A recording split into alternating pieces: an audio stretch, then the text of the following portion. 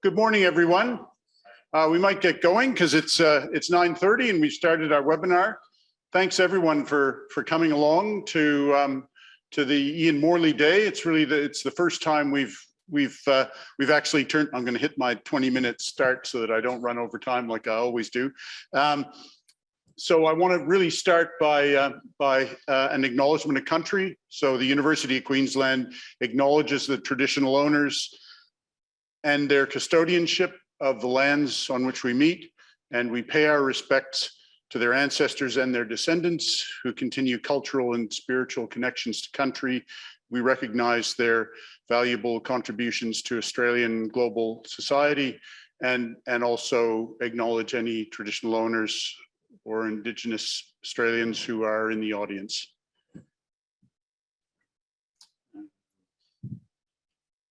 Oops. Just got to get this on to there we go. A few more housekeeping issues in terms of safety. To exit outside, exit to the deck from across the kitchen bench. So from a COVID point of view, we don't want to have people coming in and out the same exit, and you entry back inside from the other door. So it's the exit door, correct me if I'm wrong, Marcin, closest to us that we go out on, and the one furthest away that we come back in on. Access to the upper car park is available via the stairs from the deck, and that's the way we prefer that you go to exit to the car park. The Queensland app is actually on the door. You don't have to do it right now, but sometime during the day, could you please check in using the Queensland app so that we know that you've been here? And obviously, if you feel unwell, please tell us right away. In any sort of emergency, we have floor wardens, fire wardens, and please follow them, but our assembly area is in that upper car park. So those of you who would have seen the schedule would know that I'm down for the introduction. So I'm going to give a brief introduction and overview before passing on to today's program. I want to start though with some acknowledgements. So I'm the one who gets to stand up and talk, but the people who organized and put all this together are Marcin and Anita. So thanks very much to you two for pulling all this together. And of course, none of it would have happened without the administrative support of Sharon and Melinda, very gratefully acknowledged, as well as promotional support from Jill and team, and some financial support very gratefully received from Petra Data Science. Is Penny here? Or is she showing up? What's that? Ah, right, okay, yeah. Oh, I'll thank her again then. The other thing that I wanted to do was, this has obviously been, I think this is almost the last 12 months. It might be a little bit more than 12 months, but we lost some very significant figures in the JKMRC and the BRC. Bill Whiten, and around the same time, Mark Hinman from the BRC, very significantly, and most recently, Albin Lynch, the founding director of the JKMRC, which was obviously a very significant event for the JKMRC, and we acknowledge his enormous contribution to our center and to his field. And also Andrew White, the founding director of the W.H. Bryan Center, passed away this year. And he ran the W.H. Bryan Center for the first 5 years and was a very influential person in the area of management of mineral exploration. So today we're here to talk about the Ian Morley Prize, and I'm not going to spend too much time talking about it because I think Don is going to talk more about it. What I did do was go away and find a bunch of photos of previous winners. The ones that I could easily find on the web, of course, it's been going since 1990, so there's many more winners than that. Grant appears to have won when he was 5, and Maida in the upper right-hand corner is going to be giving a talk for us in a second. Penny's not on here. I'm sure we can find a photo of her somewhere, but there's many other Ian Morley winners, hopefully in the audience and watching in. You know, as I said already, the trustees for the Ian Morley Prize came to us earlier this year, and made a very good suggestion that we turn the Ian Morley Prize ceremony, which was a very good ceremony, but very much focused on naming the prize winner, and that's about and that was very significant in itself. But turning that into an opportunity to communicate and promote some of the work taking place within the JKMRC and the production centers. And we've taken that up with a series of talks from staff members, HDR students, to panels, and a whole series of posters that we'll be able to look at in the in morning and afternoon tea and at lunchtime. I should also, I just want to go back for a second. And of course, the people I left off the acknowledgements here are the family of Ian Morley himself, and we certainly want to acknowledge them. And I understand that they will be connecting in, if not now, then later. So thank you very much. Now I just want to talk really briefly about where we are, and I've got a little bit of time left, and it seems like a really dumb thing to put up a picture of our current education minister, but he's had some really interesting things to say about university research in the last little while. So what are his messages? Academics need to become more entrepreneurial. In the last 20 years, our academic output papers has quadrupled and our commercial output has flatlined. We're lagging behind our peer countries in commercialization. And his proposed solution is we need to collaborate better with industry, and our students need to connect better with industry. If only someone had been doing that for the last 50 years, then we might be in a better spot. So I think Albin Lynch would also be laughing if he was listening to this advice, because it's advice that the JKMRC, but really the SMI in general also has been following very closely for most of its history. When you look at that in terms of how we operate, we have a whole group of people with experience both in an academic setting, but also in an industry setting. And when I added it up, we had over 500 years of industry experience. And when you look at the JKMRC, the JK Tech and WH Bryan Center, we've created an enormous amount of value for our industry partners, and employed a large amount of their financial support to create that value. We have a long history of commercialization of a range of different products, and have created the sort of commercial outputs like software solutions, like spin-outs, and so on, and connection through professional development with the industry that the current government is asking universities to do. So what's our model? I know that this is primarily a JKMRC day, but really we now operate as a combined group with the JKMRC, the WH Bryan Center, and JK Tech. And we're focused on the challenges of sustainable metal production in our current climate, which is a pretty historic time in the industry and for the world. I'm not going to go through all this snapshot, other than to say that we've got a large number of research collaborations, industry partners, a growing number of staff, and focused on a number of key challenges that I'll go through in more detail in a second. But another just little snapshot of the past 5 years. We have doubled our academic staff complement in their time. And the reason I'm saying this is that I think some people still have a mental picture of the JKMRC and production centers from 5 years ago. So we're twice as big. We've got twice as many HDR researchers. We've tripled our external research revenue. And we've become a completely different organization. As Julia Gillard said, this graph isn't everything, but it's not nothing. It's a very important trend and change, I think. So we have a large number of emerging female leaders within our group, and that's evidenced by the fact that in this round of promotions, both Lisa Forbes and Anita Prabarker-Fox were successful in their bids to be promoted to associate professor. So our aim is really to carry out research that's driven by industry. So what's the current industry challenge?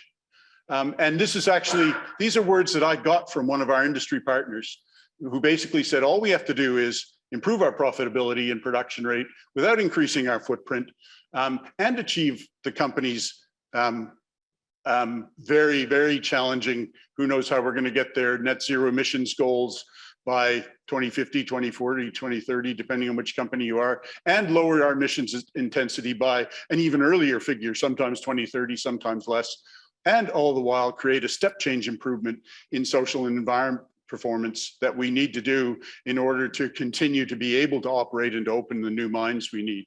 So it's an enormous challenge. And that leads us to a series of very large and important targets, I think. And these are sort of aspirational targets. And that's why I've sort of shown them far off in the mountain range, but that's what we're heading for. We want to create an environment where there's zero harm.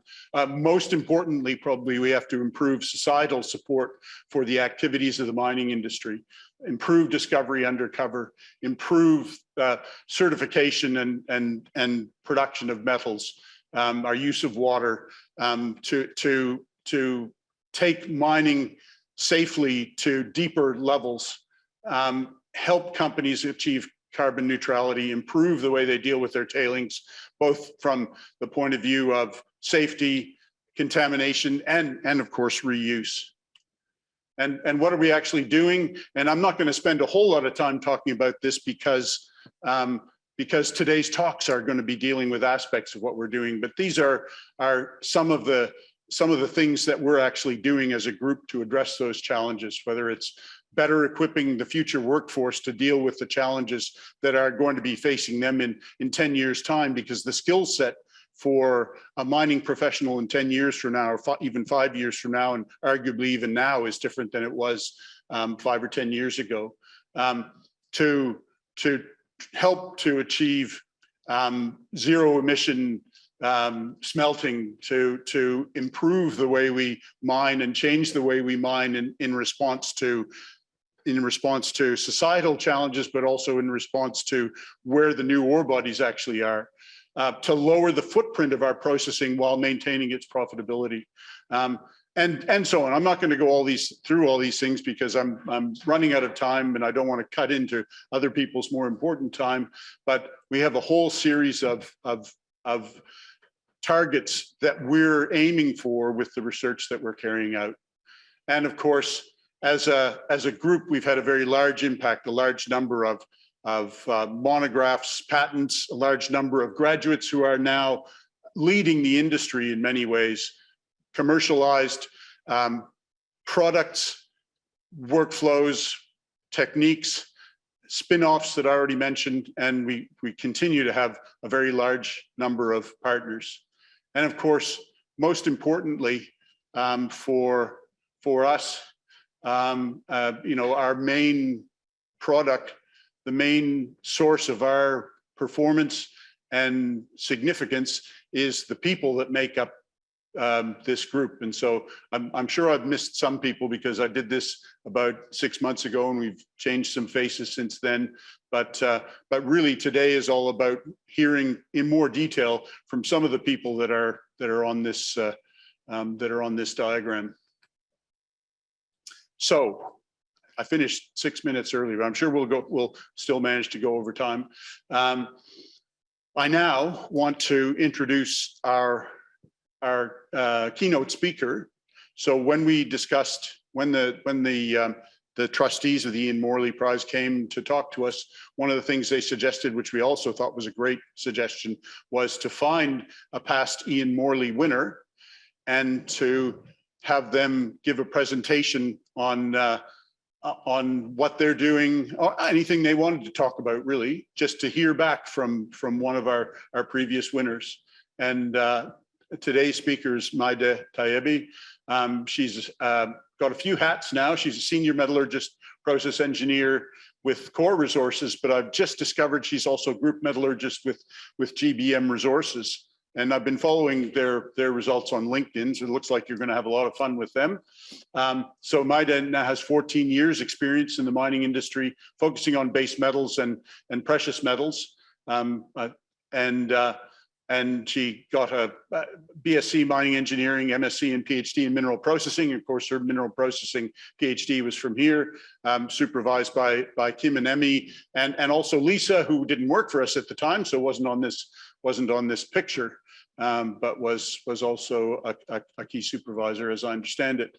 And Maida, since leaving us, and perhaps before even, has gained experience in a whole range of different project stages that are listed here. I won't go through them all, but we're really looking forward to hearing from you, Maida. And with that, I'm going to pass over to you, and I'll help you get your talk set up.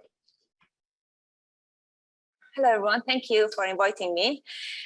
It feels actually very strange being here after 5 years that I was a student and came back here and I saw my name with parking. I was just, oh my God. Thank you. So Martin reached out to me a month ago for this keynote speech. And of course I said, yes, it's a privilege. So I just said yes. And then after that, I thought, oh my God, what just happened? Did I just accept the keynote speech for Ian Morley? And I thought, what do I want to talk about? So I felt so anxious. So I didn't prepare anything actually for the next 3 weeks. Until last week that SMI decided to advertise this event, and I saw my name looking at me and I thought, okay, this is actually happening and I have to prepare something, I have to say something. So I started thinking about topic. And then I thought why this presentation is very hard for me, why it makes me so anxious and I don't want to do that. And then I realized because it's not a technical talk, which I'm comfortable with. I can talk about my projects and like PhD and these things for 4 hours, but then it's not, it shouldn't be technical, and it's supposed to be funny and storytelling and these things, which is not me and I'm not comfortable with.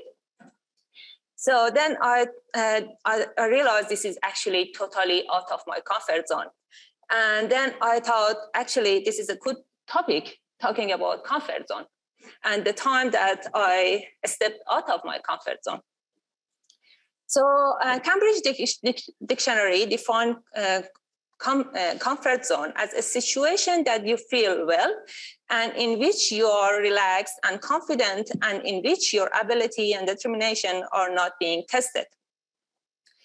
I realized throughout my life that every time that I have pushed myself out of my comfort zone and every time that I subjected myself to discomfort, it actually helped me to grow, and I felt much happier after that. And I guess you have the same experience as well. So I'm gonna just talk about few major decisions that I made throughout my life that I feel it was good decisions for me. And they were completely out of my comfort zone. So as an Iranian child, you have 2 options for your career, either being a medical doctor or an engineer. And because I was good at math and science, so my dad persuaded me to go to engineering. And not just any typical engineering, but mining engineering, which is a very strange field of study for a woman in Iran. I guess it's difficult in Australia, so imagine Iran.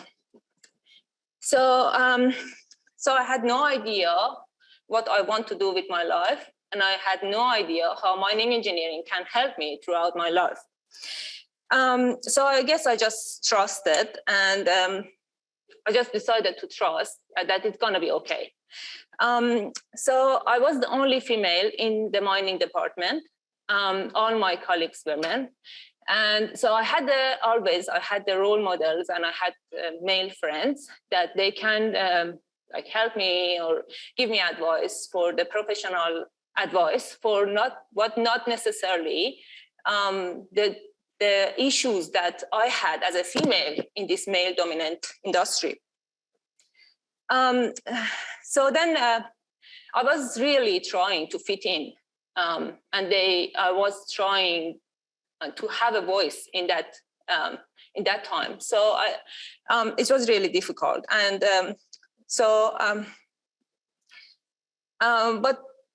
but when I look back and I think about that time, actually, like that was the best decision that I made, and I stayed and I trusted and I didn't quit. So anyway, what happened that time, it actually helped me to be stronger, to realize that if I want to have a voice in this in that male-dominant industry, I have to be technical. So it brought me a path to going forward. So I wanted to be technical, so I can be strong and I can have a voice. Anyway, so I graduated, and because I was a good student, so I've got an offer from consulting company as a mining engineer. I was working in designing open pit underground mine, and then traveling to site whenever necessary, going to these situations. That's me with my colleagues. And during one of these site visits, I went through the processing plant, and I had a visit of processing plant, and I was always wondering what happened when we extract the ore, so what will happen after that. So I thought it's a good thing for me I had ambitious to learn that time, so I had thought it's a good thing for me to go back to uni and study Master of Science in mineral processing. So I went back to uni and I was studying Master of Science. And then during that time, I met Graham Hayes, who was a CSIRO consultant traveling to Iran. And he was helping to develop few flow sheets, copper flow sheets for few copper plant, the copper deposits in Iran. And I met him, and I was like, I need to learn from him. So it's a rare situation in Iran. So I told him, I'm gonna work for you. So during 2 years of him traveling back and forward to Iran, every time I was going to site in that site, and then working in the lab and doing flotation test work.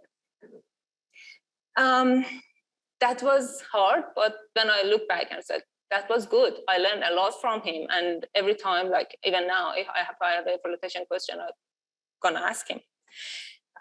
Then I finished up my master, and then again, I was the first honor degree during that time. So I thought they offered me PhD position at Tehran University. So I started PhD at Tehran University. I was a process engineer in a company, and I was tutoring in another university. So good salary, everything was on track. And then I remember one day I was reading a paper about comminution modeling, and it was about JK, and about it was a photo of Steve Morrell beside the JK drop weight device, and I was thinking to myself, I want to go there. I wish I was studying my PhD at JK. So then and it was the beginning of long journey of immigration, as you can imagine. So I started studying English. And while I was applying for PhD position everywhere, basically, I sent more than 200 emails to different universities, Imperial College, to McGill, to Adelaide Uni, to, I don't know, Cambridge, UQ Cambridge. And while I was studying English, and I told them, like, I'm interested to study my PhD. And so finally, I've got an offer from JK, but it was a conditional offer, because my English was 0.5 less than the requirement of UQ. So they gave me a conditional offer to, if I passed the English exam, so they gave me, I can start my PhD. So what happened, I said, okay. So I came to Australia, quitting my job, quitting my PhD, leaving all family and friends behind. and knowing that if I don't pass this English course, English exam, so I'll be going back to Iran again. So I don't want to go through the details of that immigration, which was very hard.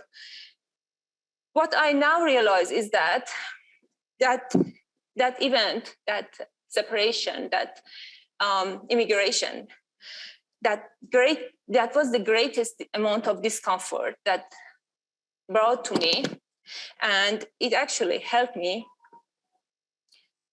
That discomfort, that departure from my older life gave me the better life that I have now.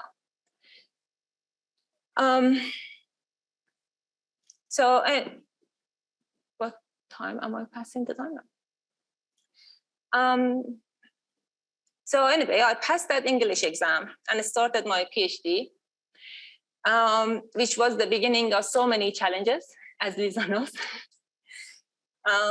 So my PhD project changed completely 3 times, as usual. So when I started as working on the effect of clay mineral on flotation. Then after 8 months of struggling, learning about clay, which was a completely new topic for me, and studying and everything, the project completely changed. And together with the supervisory team, because I had some issues, there was some issues with my supervisor. And then, so the project changed.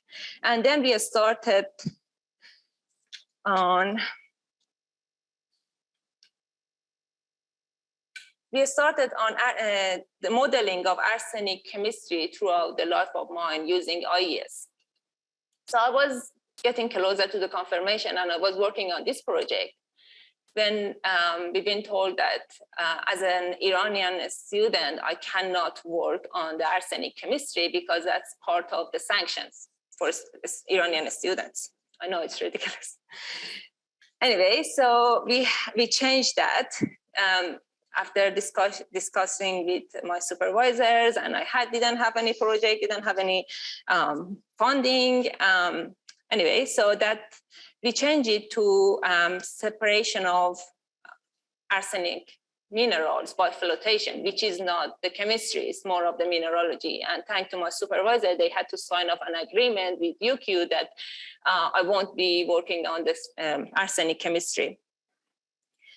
So I've done my, okay, that was the project, and 1 month after, I had to do the confirmation. So I gave the first document to Dee Bradshaw, who was my main supervisor at that time, and she told me, "Oh, this is the best document that I have ever seen." Of course not. She said, "This is bad." Just wanted to see that. Just wanted to see that face.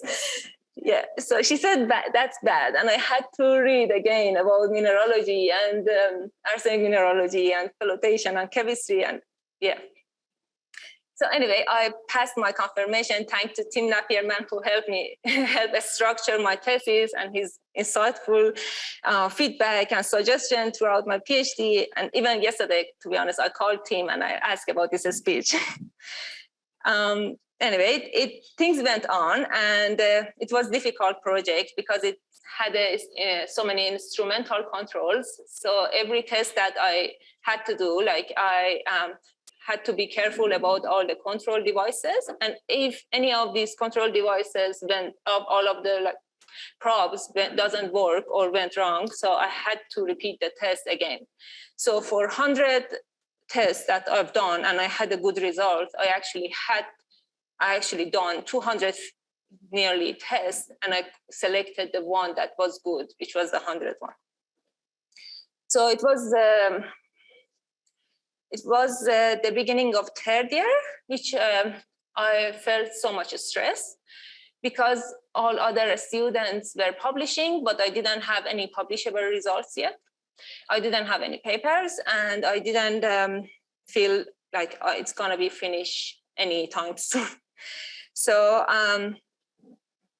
I remember one day I've been told that Okay. One day, we found that the mineralogy results were not right, and we had to repeat all the mineralogy analysis, which brought 3 months of delay to my thesis review. And at that time, I felt breakdown. I felt so much stress and anxiety, and I just stopped working, went home. And then I actually thinking about quitting. And I felt like that if I quit, my supervisors, my friends, family, they all gonna disappointed from me. And so that night was not good. And I talked to my supervisor, Lisa, and she helped me through that actually. And then I remembered, I thought to myself the day after that, let's go back to JK and think about what I can do. The time that I felt breakdown, I felt like I'm not good enough. This PhD is more than my capability. Maybe I'm not good for that. Maybe I'm not the person to get the PhD. Maybe I shouldn't come to Australia. Like all this thought came to my mind. But anyway, the following day, I came back to JK, and I thought, okay, I have 3 months that I have to wait for my mineralogy analysis results. And what can I do? So I started writing my thesis. And I just thought, let's not think about what will happen and how the results gonna be. Just write what you can write now. So after 3 months, I had the mineralogy results, and it was good. The results were very good. And by that time, I wrote 3 chapters of my thesis. And then I finished up my project. Like I wrote everything down and quite quickly. And that one of the examiners said, this is the best thesis he ever read, surprisingly.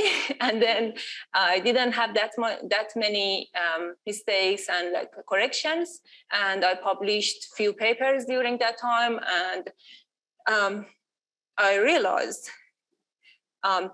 what I realized is that moment that breakdown happened to me, I realized the mindset that I had before, it wasn't correct. Like I put too much stress, I put too much anxiety on myself and undermined myself, that I couldn't think creatively. I couldn't be able to think ahead and plan ahead. So since the time that I thought, let's just work out and not thinking about all the anxiety, everything changed. Everything went for better. So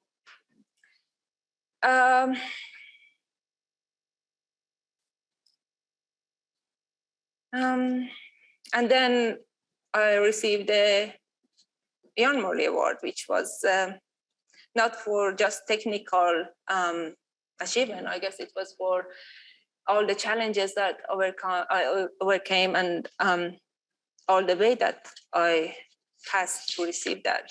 Thanks, Sudan. That's the photos that I like. That's Ian Morley with Alban Lynch, which is my role model, and team, and Don Menke, and then my supervisory team, and the graduation day.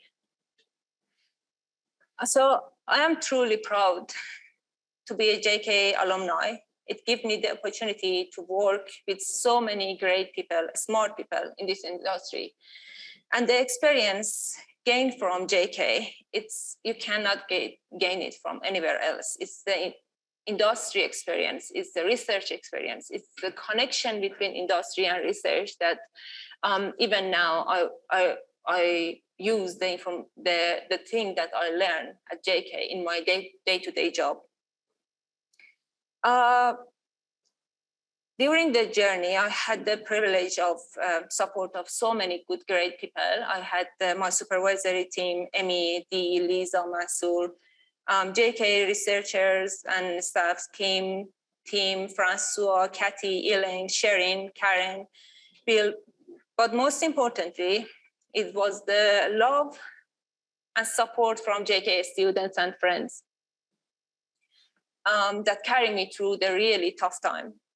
To me, that's certainly something unique about JK, the multicultural diversity, the student, the social life of a student, the connection between PhD students and master students, that is something unique. And I was the chair of JK Jackal's student organization. I don't know if it's still around or not, but we organized the international night and so many events during that time, and they are great memories. What I learned, which is coming from a Steve Jobs quote, is that you can't connect the dots looking forward. You can only connect them looking backwards. So you have to trust that the dots will somehow connect in your future, because believing that the dots will connect down the road will give you the confidence to follow your heart, even when it leads you off the well-worn path, and that will make all the difference.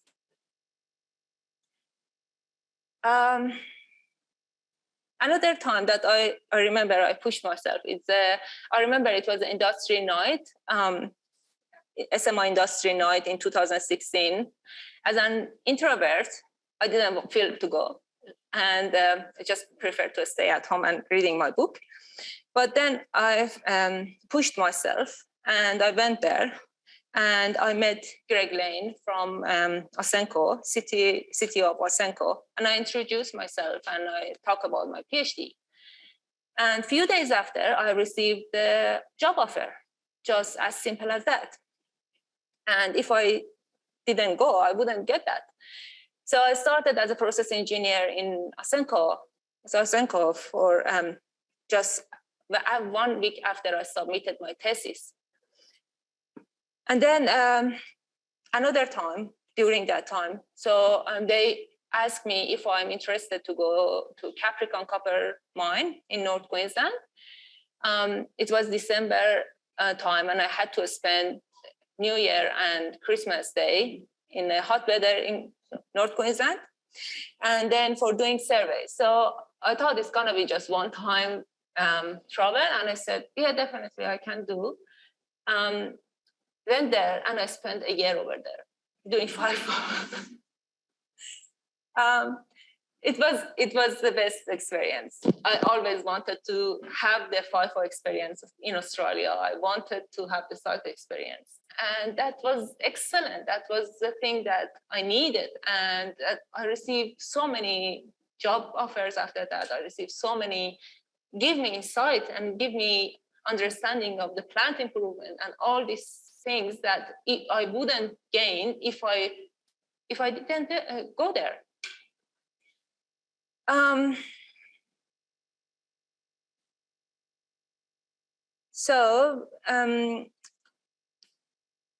Just want to say something for students here. Stepping out of your comfort zone is hard, it's scary, and it's dangerous. But I think it's not as hard, as scary, as dangerous as getting to the end of your PhD, end of your career, end of our lives, and found that, what if I would have shown up? What if I have gone to site? What if I would have accepted this presentation? We never know. So show up and be seen and answer to the call to courage and step out of your comfort zone. This is me. Thank you very much for having me.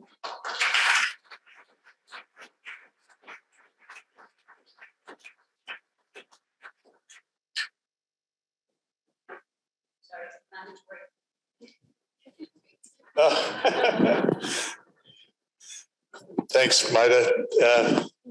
That was great. So we have a little bit of time before morning tea for questions, because we got people online as well, so we have to use the microphone. Does anybody have any questions for Maida? Maida, first, thank you for a a really inspiring presentation. I really enjoyed it, and I was literally sort of leaning forward. What's next? You've had some really interesting experiences from a diversity perspective. You were in Iran and had a very different experience to what you've had here in Australia. You've perhaps seen some changes here and around the world. Can you comment on that a little bit and say, what you're seeing in the industry, what you're seeing in your own world, and what you're seeing that's coming next? Yeah. So I think diversity is improving in mining industry, and women are no longer trying to fit in as before. So we just saw from the Rick's presentation that how many researchers we have, women researchers we have here. So I think it's improving, and men are standing behind the women in this industry to make these changes. So for me, that was difficult because I can't compare the 20 years ago I just said my age.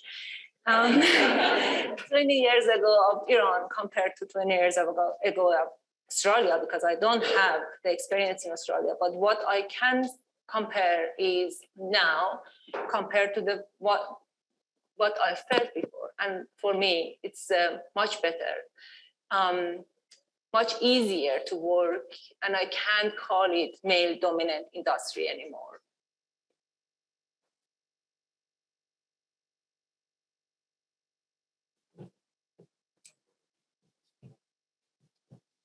So this is not a question for you. This is a question for everybody who did or is currently doing a PhD. How many of you had that's it, I'm too dumb to do this, I'm going to chuck it in? Yeah. It's amazing, isn't it? I mean, that's the thing I found most inspiring about your talk, is how the honest description of the sort of process that you go through, that that process of sort of going, man, what am I doing here? Everybody's smarter than me. But I mean, you talked a little bit about that, but did you get through it completely with your own resources, or did you have help? I mean, you said that you spoke to Lisa and she helped you, but other than that, to be honest, like I cannot anyway do that by my own.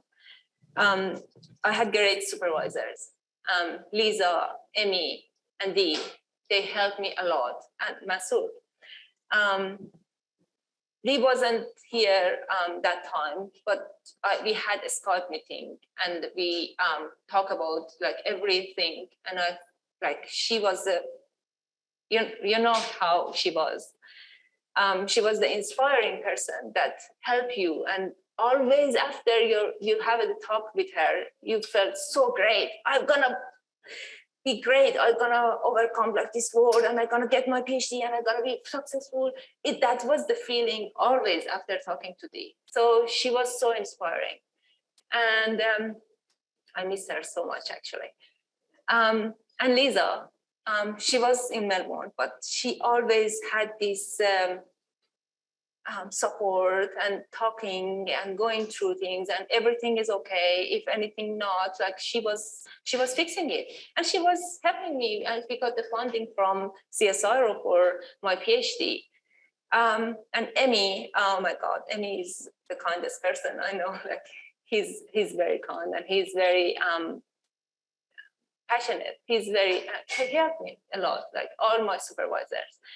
And then beside that, I had JK has a great team. It's not just my supervisor. It's people here, always kind, always caring, and then students. So I can say it's a package of people. JK is all about people, and I had the privilege of being at JK and surrounded by nice and smart and great people. So, yeah.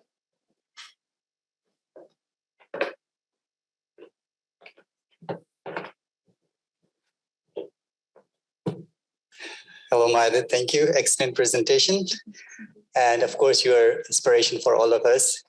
And I just wanted to ask you, you mentioned that we as a student, we need to push ourselves out of the comfort zone, right? Could you be please more specific in that? Is it all about academics, or is it something else that we also need to do complementary to that? Yeah, that should be just like a takeaway for us. Yeah. Thanks. Definitely not just technical side. You can see my picture. I pushed out of my comfort zone. I jumped out of airplane. So I guess the comfort zone for everyone is different. For me, as an introvert, that might be different to someone else, which is an extrovert. For me, presentation might be hard, but for someone, it's just natural. So I guess a comfort zone is defined by person and the personality. But what I can say is, at the day-to-day job, what I do, as an example, if I get a project that I'm not expert at it, I'm not have enough information, or I don't have enough knowledge, and I've been asked that, can you do that? I would say yes, because throughout that project, throughout that exercise, I would learn, and I'm gonna be expert someday. So that's my perspective through life. So every time that you feel you are not enough, you don't have enough knowledge, you're not expert in that, forget about it. Just say yes and go for it.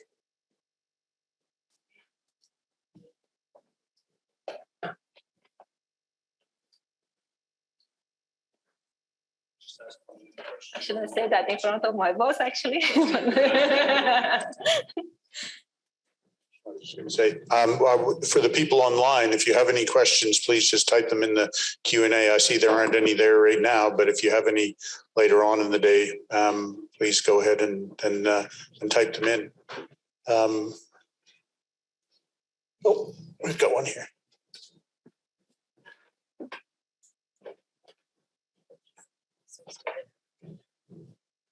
Hi, that was a great presentation. I really like seeing the picture of you with your PhD cohort, and I think it's really special when you go through your PhD having that sort of friendship group and that support network. So I guess I was curious, sort of in terms of life after PhD, have you sort of had many opportunities to still connect with them? And I guess what's been the value of that sort of friendship that you developed during your PhD in terms of, I guess, your future career?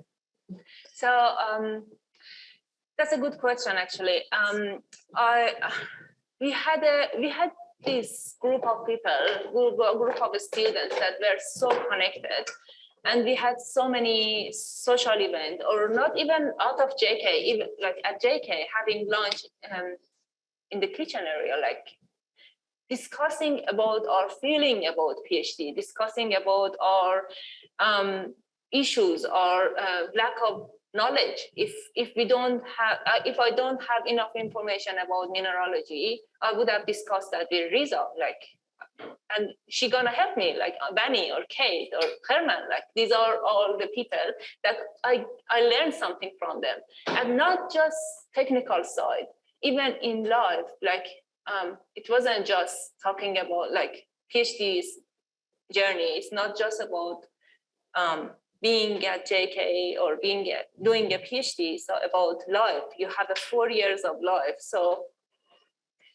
there was a moment that in my life I didn't have the courage, or I had issues, and I would discuss that with my JK colleagues that they were now my friends. So we have this friendship now. We go to see each other. Like, we have these gatherings and coming to our house, my house, and we go there. And like, it's a connection that stays for life.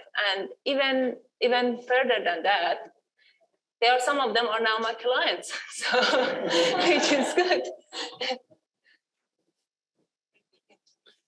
Thanks again, Maida. Please join me in thanking.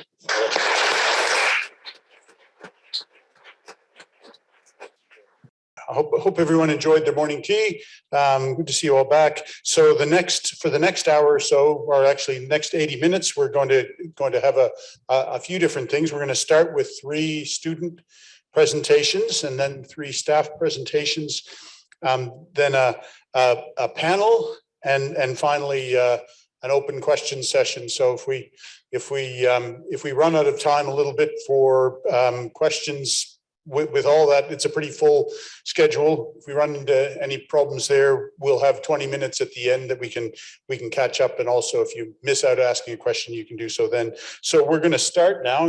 These are our short speed dating talks, six minutes or so each. And we're going to start with Lam Ku talking about developing novel, highly selective reagents for arsenic minerals. So Lam, take it away. Okay, good morning, everyone. For those of you who don't know me, my name is Lam Ku.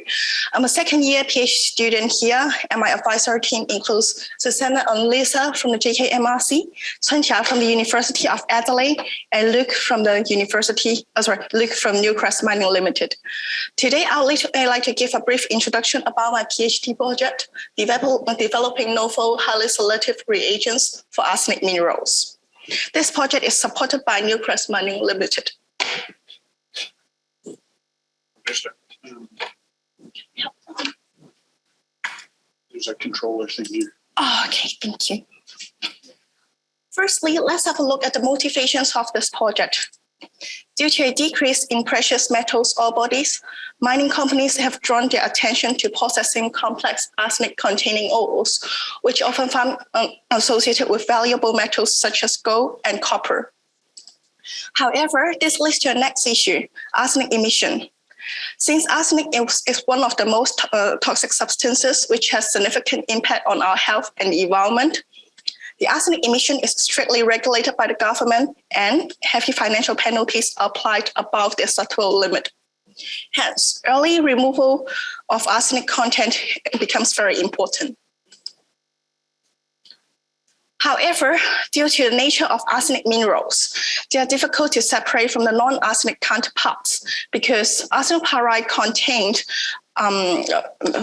the separation of arsenopyrite and pyrite is of particular interest because arsenopyrite contains high gold contents and often found together with pyrite. For these two minerals, arsenopyrite is the most abundant arsenic minerals, while pyrite is the most abundant sulfide minerals. And for both minerals, they have similar surface properties. It is difficult to separate them using current reagent schemes. Therefore, an effective way to separate arsenopyrite from pyrite forms a research opportunity and will be investigated further in this project. The research opportunity here is to develop collectors with selectivity towards arsenic-bearing minerals. And this can be a potential step change in flotation reagent for selective separation of arsenic minerals. To achieve that, we turn to nature to find inspiration for the next generation of selective reagents. The biomolecule peptides existing in all organisms, including you and me, can be the potential solution. So what is peptide? As shown in this diagram, amino acid is the building blocks of peptides and proteins. When amino acid link together, they form chains, and the chains can be short or long. The short ones, we call them peptides, and the long ones, we call them protein. Therefore, peptide is a short chain of amino acid in a specific order and is often referred to as the mini proteins. Peptides have been typically used in the biomedical research for applications such as drug discovery, drug delivery, cancer therapy, biosensing, etc. Peptides are well known for their high affinity towards metal ions and specific molecules, inorganic or organic. Moreover, peptides are environmental friendly, biodegradable, and non-toxic.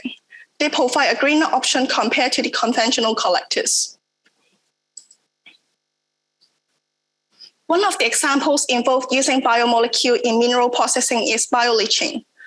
Bioleaching is increasingly used for metal recovery from low-grade ores. The mechanism is to use microorganisms through enzymatic reactions to oxidize and dissolve metallic minerals and release metal ions into a solution for further recovering process. The enzymes used by microorganisms are also protein, which is a longer version of peptide. Since peptides are target-specific, environmental friendly, and non-toxic, With the success of bioleaching, they are excellent candidates for the novel selective collectors. This project involved in a novel interdisciplinary area of research, flotation, reagent chemistry, which could potentially open the door for the next generation of flotation reagents. The aim of my project is to develop arsenic-binding peptides reagents for the selective separation of arsenopyrite from pyrite through the adoption of peptide technologies into mineral processing. This is a really exciting project which could unlock the potential of using biomolecule in flotation, and I look forward to sharing some results with you in the near future. Thank you so much for listening to my presentation. Before I finish, I would like to acknowledge Newcrest Mining once again for their support. Thank you.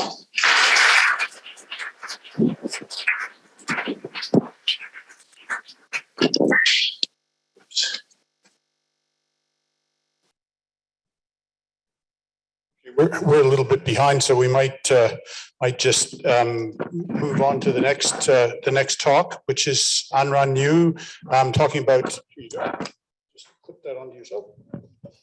Correlation of surface chemical heterogeneity at the micron scale with hydrophobicity and particle bubble interaction forces. Good morning, everyone. My name is Anran Niu. I'm the first year HDR student. Thanks for your attending today. Today I'm going to present my project, the correlation of the surface chemical heterogeneity at the micron scale with hydrophobicity and particle bubble interaction forces. This is a project funded by the AIC Center of Excellence, also the collaboration with the University of South Australia. My advisor are Sana and Lisa from UQ and Martha and William from the USA.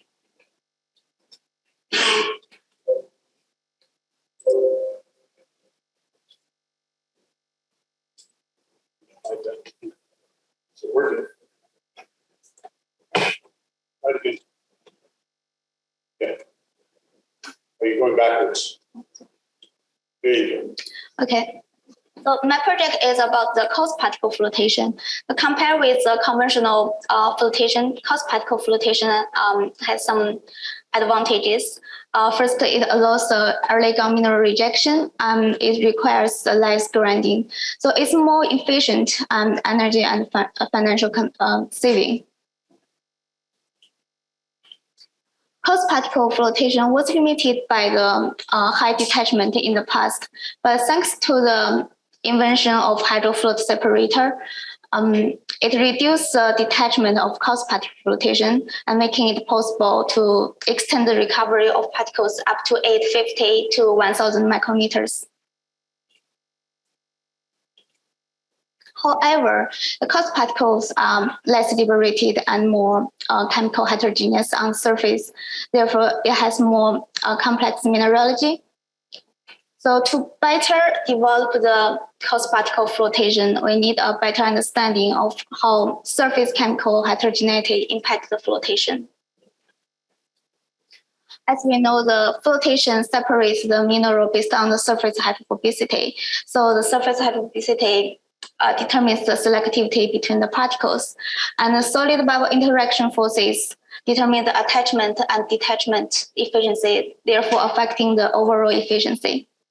There is a knowledge gap about how chemical heterogeneity affects the surface hydrophobicity and solid bubble interaction forces, and also their correlation. So to fill this gap, my project is aimed to correlate the surface chemistry with the bubble solid interaction forces and the surface hydrophobicity. The surface chemistry information will be obtained by the top seam, and the solid bubble interaction forces will be measured by AFM, and the surface hydrophobicity will be indicated by the contact angle. For the research significance, after doing this research, we can get a better understanding of how chemical heterogeneity affects the flotation behavior, and also get some insights to control the coarse particle flotation behaviors and finally you can increase the coarse particle efficiency of coarse particle flotation. That's all my presentation.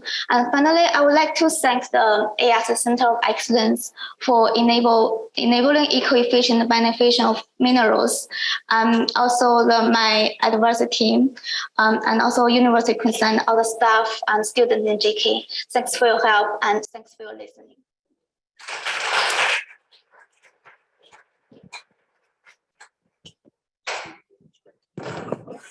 We actually have time for a couple of questions, so don't run away yet. You got your talk done so quickly. We have 2 minutes. So does anybody have a question?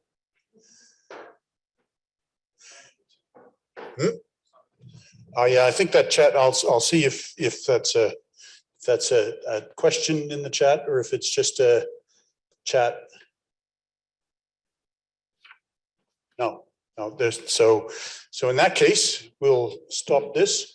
If you could connect yourself up, Candice, I'll get us out of here and on to the next one.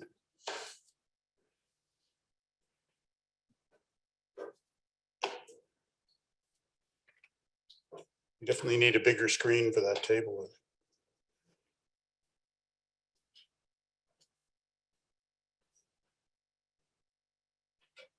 All yours.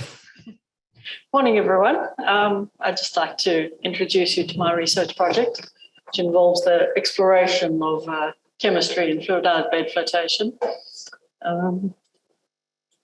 Does this work? Oh, okay. Sorry, that's the first slide. This is a particularly relevant topic because it involves coarse particle flotation, which is a hot topic at the moment because of the benefits it promises in terms of energy efficiency. Currently, comminution consumes around 2 to 4% of global energy. So if we were able to float minerals at a coarser size fraction, that energy demand would significantly reduce. So why don't we float coarse particles already? That would be because they don't float particularly well using our current technology. Main reason for this is because coarse particles are heavy and they've got a large volume, so they detach very easily from bubbles. Using our ubiquitous mechanically agitated flotation cells, this is a particularly hostile environment for coarse particles. So it's turbulent, high energy. So those particles just detach from the bubbles and don't float. A second problem with coarse particles is they tend to be poorly liberated. So both of these together mean that your coarse particles need to be more hydrophobic so that they stick more firmly to the bubbles and don't detach.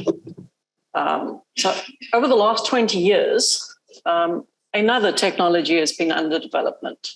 This is the fluidized bed flotation machine. Now, this flotation cell takes care of the detachment on the coarse particles. So it provides a quiescent environment. It's very low energy. So we've taken care of the detachment problem. What do we do about the hydrophobicity problem? Well, coarse particles have a higher probability to collide with bubbles than finer particles. So can we exploit this in some way to improve the hydrophobicity of coarse particles? Possibly. Collector is our primary means of manipulating hydrophobicity on particles. We add collector to impart hydrophobicity to those particles. The way we traditionally add collectors, we add it to a solution. From the liquid, it absorbs onto the particle surface. What this means is that all particles, large and small, have an equal opportunity to absorb onto that surface. However, looking at that higher probability of particles and bubbles colliding if they're larger, what if we were to take the collector, put it onto the bubble surface, and use the air bubbles as the means of delivering collector to particle surfaces? In that way, it's possible that the coarse particles will get preferential exposure to collector thereby raising their hydrophobicity and improving coarse particle flotation. So this is the premise on which my research project is based, and I'll be exploring this topic in more detail as a deliverable of my PhD. So closing off, the project is sponsored by the ARC, Centre of Excellence for Eco-Efficient Beneficiation of Minerals. I'd also like to acknowledge the Collaborative Consortium for Coarse Particle Research Program. The sponsors are showing great interest in my work, and I look forward to working with them over the next 4 years. Thank you.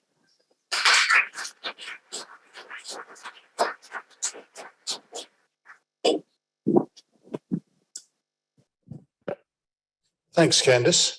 And we also have about a minute or so left for questions, if there are any. If not, then we can move on to the next phase of the morning, which is presentations from JKMRC staff. And the next presentation is actually coming online, though the person giving it, I think, would be very happy if they were able to give their presentation in person. So we're now going to have Dr. Francisco Reyes, also known as, or really only known as Pancho, to talk about soft sensors for mineral processing. So all yours, Pancho. All right, thank you, Rick. So let me just share my screen. I hope you can all see that, and they can hear me well. Any feedback? Yeah, yes, we can. Yep. Okay, thanks. So I would like to start with the challenge that we face as control engineers, and that is that many of the key process variables that we need to access, actually we cannot measure them, either by physical constraints or because just it's really hard to install a sensor in that environment. Or even if we have sensors, they are known to be unreliable. So they need calibration very often. So because of these physical constraints, there is an opportunity for soft sensors. What is a soft sensor? It's basically the counterpart of a normal instrument that has physical moving parts that senses something. This is soft, comes from software. So it's basically mathematical tools, algorithms, models that we use to get access to unmeasurable variables using what we have currently. So allows us to access more process variables via the interactions and models and mathematics of what we currently already measure. So we take all that we have, we combine that with mathematical models, and we get more variables. And why is that important? It's because more variables means better control. And by better control, what I mean is that basic controllers, so the ones that are the most basic ones that are looking to a variable and act into another variable, those are based on only present and past data. So I see that as sort of like driving a car with an opaque windscreen. So you don't see ahead. You only drive your car using what you can see from the rear view mirrors or just looking basically sideways. So present and past, but nothing into the future.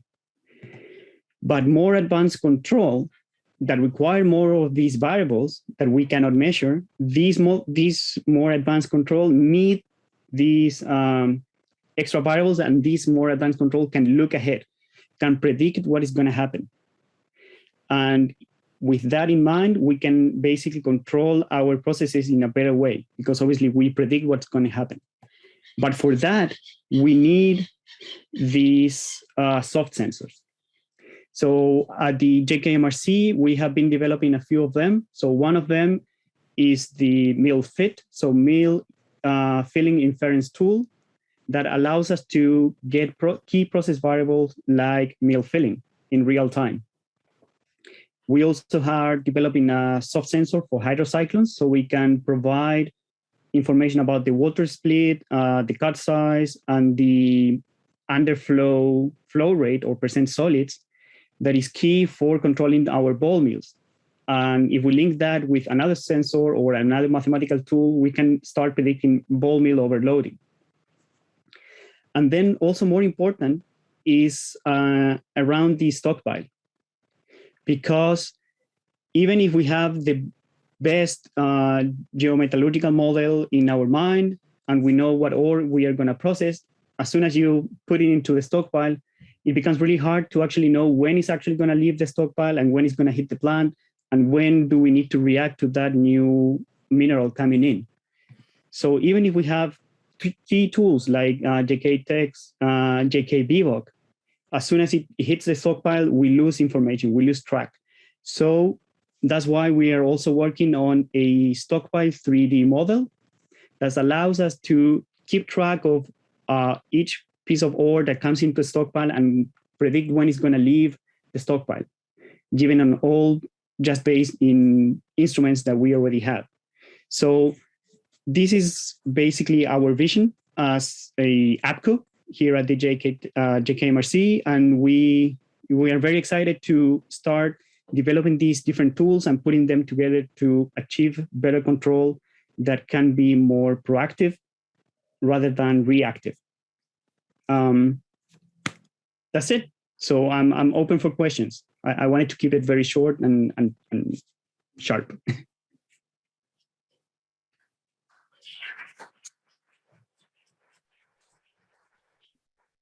Okay, we have about, again, we have just a little under 2 minutes. If anybody has any questions online or in the audience, otherwise we'll keep going. You can always catch up your questions at the end as well. So I'm gonna, can you unshare your, I'll take, no problem. There we go. Okay. How do I turn this on? It's on already. It's on. While Rick is setting up, I would like to say that I have shamelessly stolen the concept of the metaphor for today's talk from Gordon, who presented a similar concept at this year's strategy session at the start of the year. I shall make lots of cups of tea to make up for this, I promise. So good morning, my name is Lisa Forbes, and today you will have and will see many technical presentations, but today I've decided to talk about I have decided to talk about something that is non-technical and rather talk about the way that we do research, in particular, the way that we collaborate. So university systems are famous for operating within their individual silos. And Maida talked about comfort zones this morning, and a lot of us feel very comfortable within our individual silo. And most importantly, the systems within which we operate at universities often create artificial systems that do not make it easy to collaborate at all. However, collaboration, in my opinion, is an absolutely essential component of any scientific pursuit.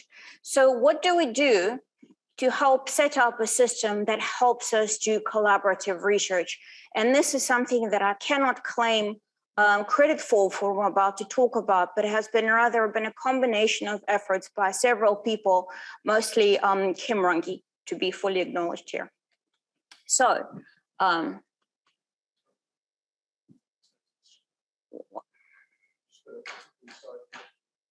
right.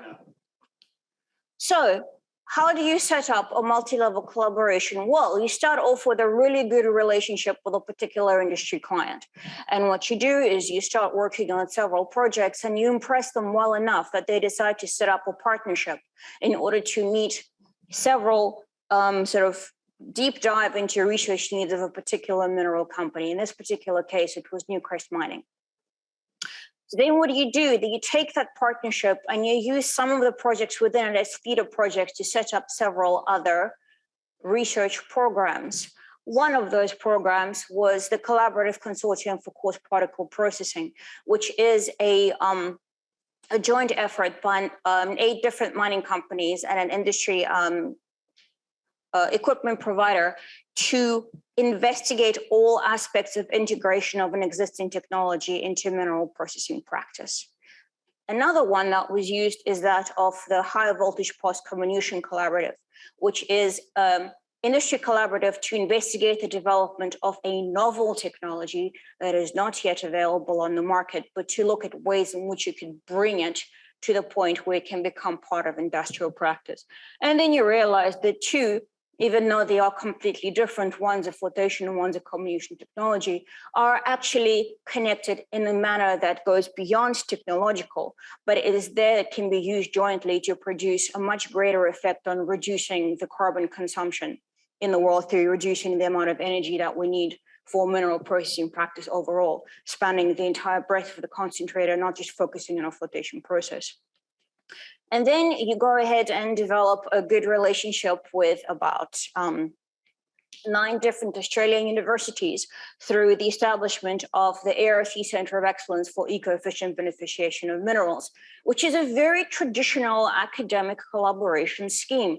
And what you do is you then go ahead and start connecting projects between them, where even though you have several projects, some of which you have seen today in presentations, you make them open to the sponsors of your industrial projects, and you ask those sponsors to provide support, such as access to ore bodies and access to their sites, to then make what is traditionally an academic project with industrial relevance. And then you also find that you have other projects that are taking place within the Centre of Excellence that then feed existing projects within your partnership, such as Lam's project that she has talked about today, where she is looking at the implementation of peptides in ores for Newcrest. But there is also background research into the fundamentals of that work that is taking place within the Centre of Excellence. And what I hope that you can see, we have built an integrated network of collaboration. It goes far beyond just the separation group, but encompasses the JKMRC and the BRC in many cases. And this is how you create multi-level collaborations, where you go ahead and you break down those silos and you create something that is integrated and quite beautiful. Thank you very much.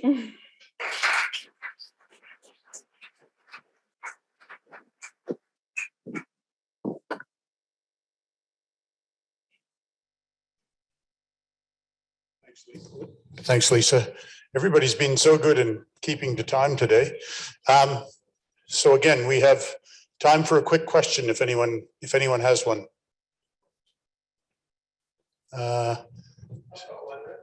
Just wait.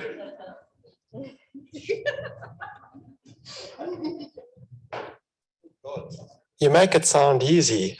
We just do this, then we just do that, then we just do the next thing. But as an insider, I know that it probably wasn't quite as easy as you made it sound. Care to comment? No. This was not easy. And again, I did not do this alone. I could not have done this alone. And this is not at all, even all of my work. As I said, some of this work started very much with the efforts of Kim, who has had that initial deep collaborative relationship with Newcrest Mining. And we have had tremendous help from Rick and Complex Ore Bodies, who have provided not only actual support and help, but also provided seed funding to make it happen. It takes collaboration to make collaboration happen, I guess is what I'm trying to say. And it's very meta, and it's collaboration all the way down like turtles. So yes. Okay, I think we'll thanks, Lisa. Thanks very much. So I'll stop sharing my screen again. And Mehdi, I hope you're there. Yes, he is. I see him. So the next speaker is Mehdi Azadi, who is actually he's away on leave this week. So he's been told to use up some of his leave. So that's why he's not here with us. But he's going to be talking about our greenhouse gas emissions tool. So take it away, Mehdi. It's all yours. Thank you, Rick. I hope you guys can hear me well. So my talk today is about a quick overview of the greenhouse gas emissions management tool that we have recently developed at JKMRC. And this is basically, this is a prototype of our approach for using system thinking to address complexities in mining operations and improve decision-making to enable identifying viable pathways for decarbonization in the mining industry. So the development of the tool was based on a conceptual framework that we had developed to improve greenhouse gas emissions accounting and mitigation in mining that we published in Nature Geoscience. And that the study took a system approach in looking at the metal production value chain to account for the sources and sinks of emissions in the system, and at the same time evaluating a portfolio of emission mitigation opportunities. And basically, the takeaway of the study that this tool this research was based upon was about addressing this issue that emission management, and not only emission management, many facets in the mining industries are associated with different factors, which are often from multidisciplinary nature, and at the same time they are very dynamic and ever evolving. And our approach to address that was using a system thinking approach, so that we can interconnect these issues and capture a hierarchy of the variables that affect a problem within the system.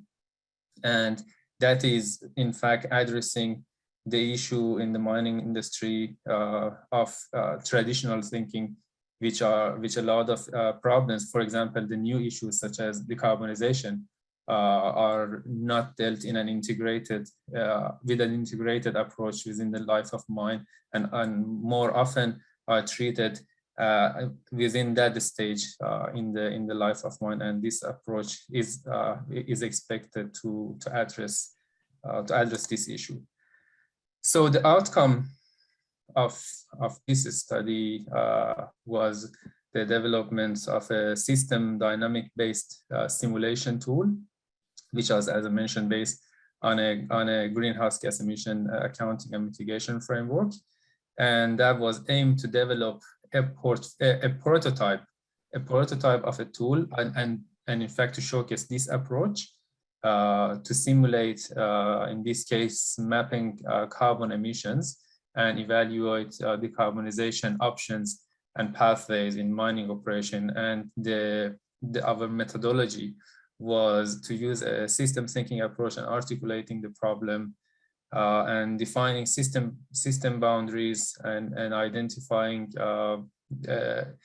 inherent dependency of the variables, as well as feedback loops that control the system behavior within that particular cases, and using expert knowledge and historical data to identify gaps and solution.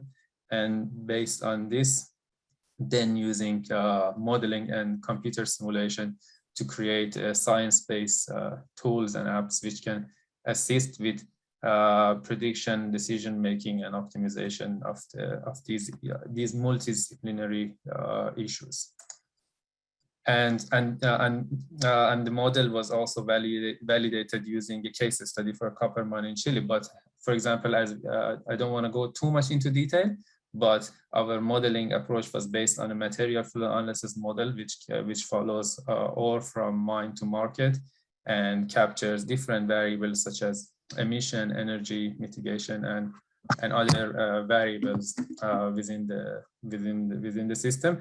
And we then identify and interconnect these blocks of model which are developed for each stage to each other depending on their interaction. And if I may quickly show, the model is now available on SMI website, which can be accessed and used with any normal web browser. If you can just look up greenhouse gas emission management tool in SMI website, just quickly. Don't want to go into too much detail because of time, but basically there is, first it takes you to the part where you can explain briefly how the model is developed, and you can choose to go to simulation directly, where first there is a quick overview, high-level overview of the simulation, where simulation can be run online, and then we can go deeper into the detail of the model, where you can input the variables using different case studies that usually is often associated with the energy intensity, emission intensity, and production data.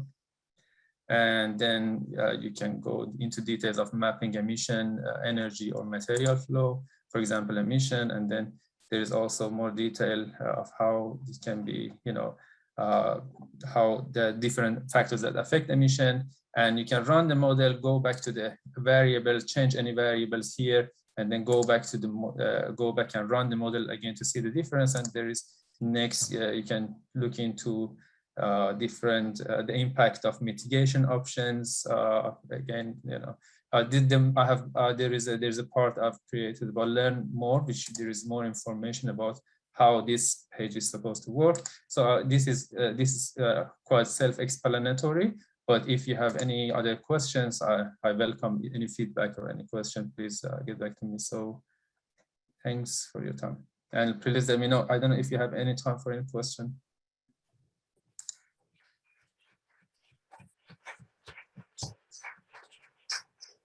Thanks, Mehdi. Does anybody online or in the audience have a question for Mehdi? We're pretty much out of time for this segment. But if anybody had a quick question, we could address it. If not, what we'll do now is just set up for the. Thanks, Mehdi.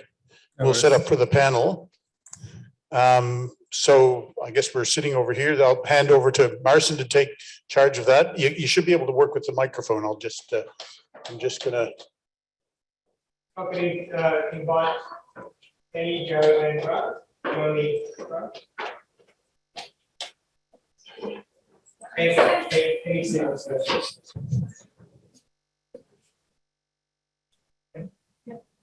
I'm Penny Stewart, and I'm also a graduate of UQ, mining engineer.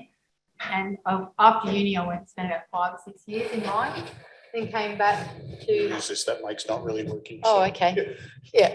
So yeah, I'm Penny Stewart. I'm a mining engineer, graduate of UQ, and after about 6 years working in mining operations, mainly in metals, I came to the JKMRC when Tim Napier-Munn was the director here, and did a PhD in the area of rock mechanics, blasting, and that side of things. But important thing about that experience was at the time there was a really big focus on value chain optimization. We didn't call it that at the time, but Tim was the director, and there was mining engineers and minerals processors all working very closely together, and it really opened my mind up to minerals processing and the opportunity to integrate that value chain, which is part of the theme of this panel, I believe.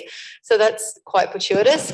And then from there, after working, I did a lot of statistics during that time, and Tim Napier-Munn taught me did his comparative statistics course, which was valuable. And I got into data, and I started to understand the benefit of using data. And off the back of that, worked as a consultant in and out of research as well, and then eventually founded Petra Data Science, which is my company. We've been in business now for 6 years, but we specialise in developing software solutions to enable value chain optimisation, and also in the asset optimisation as well, so getting maximum performance out of your assets. That's probably enough from me. I'll hand over to Joe. Hi there, Joe Pease. I also went to UQ, but only as an undergraduate degree. I did some courses at JK and that, and had worked about 22 years in Mount Isa, where we had a lot to do with obviously the JK and students and projects. In Mount Isa, I was lucky enough to work in both concentrating and smelting. And after that, I was with Australia Technology for many years, developing and commercialising technologies in mineral processing, smelting and refining. So I guess I've got that's given me experience with the whole metal production from leaching as well, from ore right through to the final product, which gives me, I guess, an interest in the overall efficiency, not just the efficiency of individual units. Thanks, Joe. So as you can see, we've got a really high-powered panel here. And again, thank you all for joining me. This is a good time for me to quickly introduce myself. I'm Marcin Zemski. I run and establish the Mine Energy Transformation and Integration group here at the JKMRC. I did my PhD here at JKMRC in mineral processing and have been in and out of JK, SMI and the corporate sector in mining technology and emissions and energy management. So that background and what you've heard in the introduction brings me to introduce the actual panel discussion topic, which is the role of integrating the mine value chain in emissions reduction. I just said that again, role of integrating the mine value chain in emissions reduction. We've already heard quite a few aspects of discussion today about integrating the mine value chain and about emissions reduction. And Joe, you've got the microphone. I might start with the first question is, it's a really big topic at the moment, the emissions, and the siloed and integrating the mine value chain has been something we've been talking about for a long time. In recent times, many mining companies have announced very aggressive emissions reduction targets. Do you think there's a lot of discussion on this? There's a lot of thing in the media. Do you think company culture or company technology will be more important in achieving these major improvements in mine energy and emissions performance? Well, I guess probably we all know the answer to that is it is both. You can't do anything without the right technology, but you can't develop or employ the right technology without the drive and determination and the funding from the company culture to do that.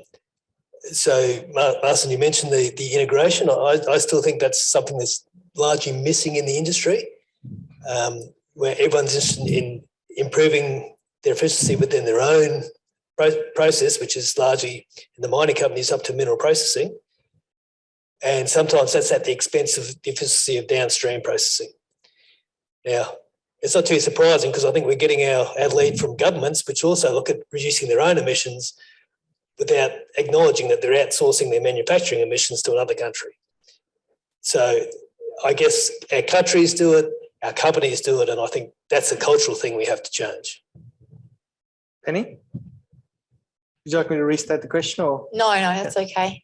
I do agree with everything that Joe has said, but I'll probably add something, another aspect of this that I think's really important. So when we think of technology and we think of culture, we're talking about what's happening at the grassroots level within operations and what we can do as mining professionals. But I do think that there's another angle here which is going to make things happen really, really quickly, and that is the whole supply chain side. So once companies can build, and it becomes a technology as well, because building in the differentiated pricing that people in the market are going to start demanding. So if you can say that your copper was produced with 0 carbon emissions, you're going to get a much higher price than someone who's at the other end of that performance. And once we can build that proper, market-driven change into our technologies, whether it be through some of our business technology solutions and their software, that's when that price difference is going to just make things happen really fast, because the business will be able to put a price on carbon internally. And I think that's going to happen much faster than all the hard work that us as we mining professionals, I do think we do generally try to solve some of these value chain optimization problems. But as long as you see it all the time, you try to get something funded in a big mining company and they look at it as, what's our cost per tonne? What's our cost of minerals processing per tonne? It's so siloed that as long as that's happening, it's very difficult to have change. It all comes down to the business and what the business is driving. So I believe once the market will pay a premium for low carbon products, that's going to just make things happen super fast. It's a really interesting point. I don't know if everyone's aware, but just in the last few weeks or a month or so, Rio Tinto announced an internal carbon price, which is quite aggressive. It's quite high. They announced an internal carbon price of $75 a tonne, which is considered quite high in the world of carbon pricing.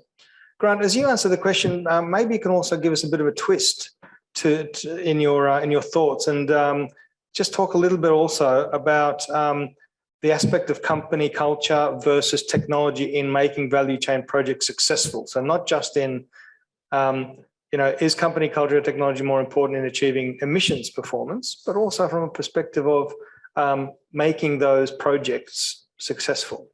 Yeah, sure.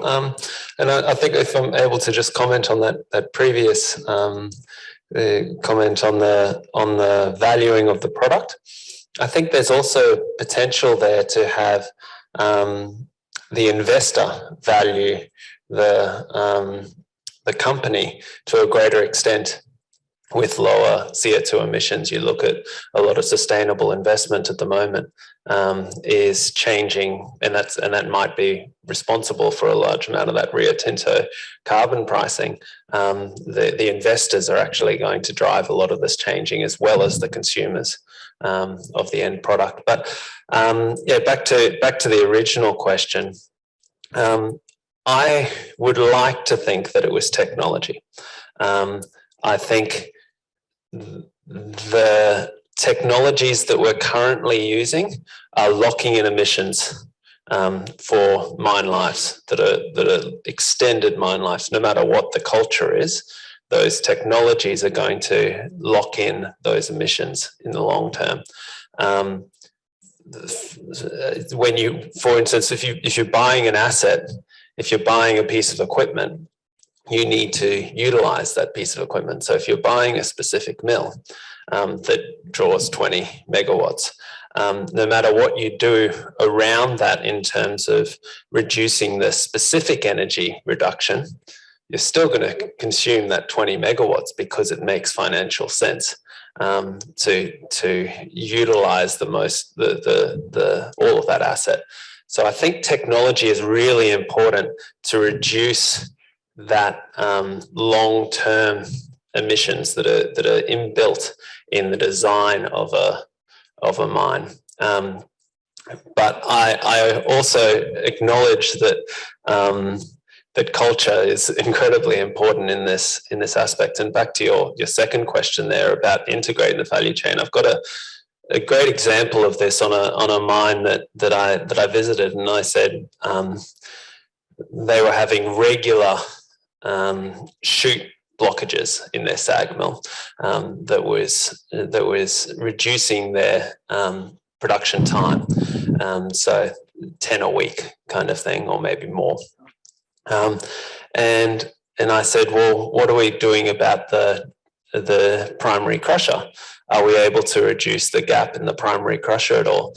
Well, no, the primary crusher is run by the maintenance group, and they don't want to close that gap down because it'll increase the wear and increase the amount of maintenance that's required on that jaw crusher. Now, I can do as much economics as I want around the fact that every single time that chute blocks, you're reducing your throughput and therefore reducing the amount of valuable metal that you're making at the end of it. But until the people making the decision about the closed gap of that primary crusher are the people that are responsible for the metal output, there's no change that's actually going to come into that. So, I mean, that's incredibly important in terms of, well, it's culture, but it's also kind of the structure of organizations. So I'd like to think that it was all going to be solved by technologies, and there are a lot of great technologies that can reduce the specific emissions of the metal production, but culture is always going to be one of the important factors. Right. So while you've got the microphone, I gave the panel, for everyone's information, a bit of a cheat sheet on the questions I'll be asking, but I'm going to throw a different question at you now that I didn't give you the cheat sheet for. Just wait, I've got my cheat answers right. here. So one of the things you mentioned is that we're locked in by technology to some extent. So we've already heard a little bit today about collaboration and collaborating with different parties and different. So all of you suggested and talked about company culture from an internal perspective to some extent, to say, okay, what's internal company culture? What about the collaborative culture? You suggested that technology is locked in. So what stops mining companies to say, well, it's not our problem. It's up to the problem. It's up to the energy suppliers to supply us with zero emissions energy. and we can't deal with reducing our energy. You just have to provide us with zero emissions electricity. What do you see are the challenges in having that connection and that collaboration and that culture of companies, mining companies, opening up to their supply chain and the intercompany culture that you might have to see? Well, I think that's critical to the whole. It's a really important question, and one of the things that I was reflecting on when I was reading the original questions that you had. So, as I said, the emissions, I think, are largely locked in the original design of a mine. We can influence the specific emissions, so increased throughput of metal through different technologies. But actually the emissions of the major equipment are locked in the original design. So the kilowatts, we might be able to reduce the kilowatt hours per ton, but not the kilowatts are going to be consumed. That's something that I've noticed. And that I think the economics push us in that direction. Now, that then turns the question on how do you reduce the CO2 per kilowatt? And that pushes back to the production of electricity. Now, I think there's some interesting things at play there in terms of using solar, using wind, and those kind of intermittent supply, using batteries to kind of manage that supply. But I don't think we're there yet in terms of really impacting that CO2 emissions of supply to a great extent and being able to reduce that, unfortunately. Penny, you've had a lot of experience with Petra on looking at something akin to a digital twin and seeing the data across the mine. How much have your clients asked you as Petra Data Science to look before the actual company data itself and the energy supply and the emissions associated with that? And do you see that changing? Look, to be frank, at the moment, they're looking for incremental improvements in emissions. They're not, I do know there are companies out there that, like Oz Minerals is looking at changing. You'd be aware of Oz Minerals and work they're doing with working with the suppliers, like the energy suppliers, and changing the equipment they choose to minimise their life of mine energy consumption. So there are examples out there, but realistically in current operations, it's incremental improvement. Like an example is in the specific energy for comminution. You said you are locked in pretty much to that kilowatt hours that's generated by that mill, and that is true. But if you have a variable speed one, I understand you can get different consumption, right? Like some of them are the ones we've come across. I'm a mining engineer, but I understand that you can change kilowatt hours for different ore types. So what we've worked with some companies in where they have extremely variable ore, like really hard rock and weaker rock, is we're putting back into the geology, into the block model. Every block has its own specific energy, kilowatt hours per tonne.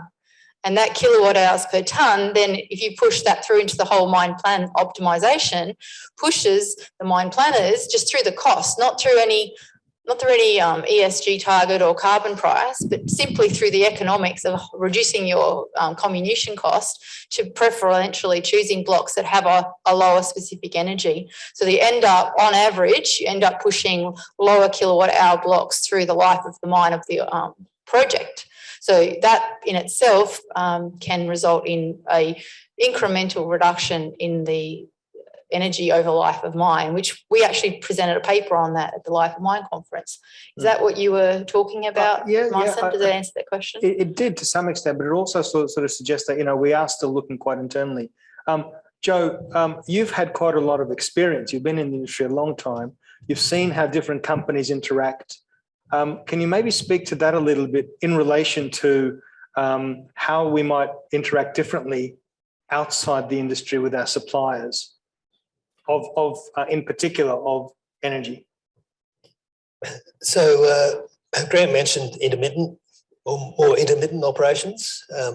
I think the mining industry is actually fairly progressive in getting renewable sources of energy, and yeah, in remote sites in Australia, we're probably lucky we do have high solar energy. But to really employ that is going to be more intermittent, which is going to be in higher capital, probably lower throughput per kilowatt. So in fact, the energy intensity may go up, but the carbon CO2 emissions may go down. So there's a little bit of a trade-off there that as engineers we have to get our minds around what's the measure of efficiency. Is it kilowatt hours per tonne, or is it CO2 emissions per tonne? And so that will partly inform the dialogue with the suppliers. But I think the suppliers and the companies are stepping up for renewable supply for sites. Indeed. Just going back to one of the questions that I did share with you while you've got the microphone. With these challenges of breaking the silos and integrating mine value chain and optimizing, they've been long-term challenges. Once we start talking emissions reduction, what new challenges do you see that need to be overcome when trying to integrate the value chain and breaking silos? What new challenges do you see in particular when we're talking about emissions reduction? Look, I think we've probably got enough old challenges to worry too much about the new ones. One thing I think we should mention is that when we talk emissions, and I think everyone immediately thinks CO2, but there's arsenic emissions, there's mercury emissions from our walls, and we haven't really solved those. We haven't really addressed them. So, I mean, and they are immediate health threats to communities, much more immediate than say, CO2 emissions. And so I think we need to start there and say, if we're going to provide the resources that the world needs for renewable energy, there's a lot more resources required. We're going to get a lot more of these issues of not only CO2, but mercury, arsenic, other impurities, dust from dry processing. Honestly, I don't think we have to need to worry about the new challenges. We need to deal with the old ones.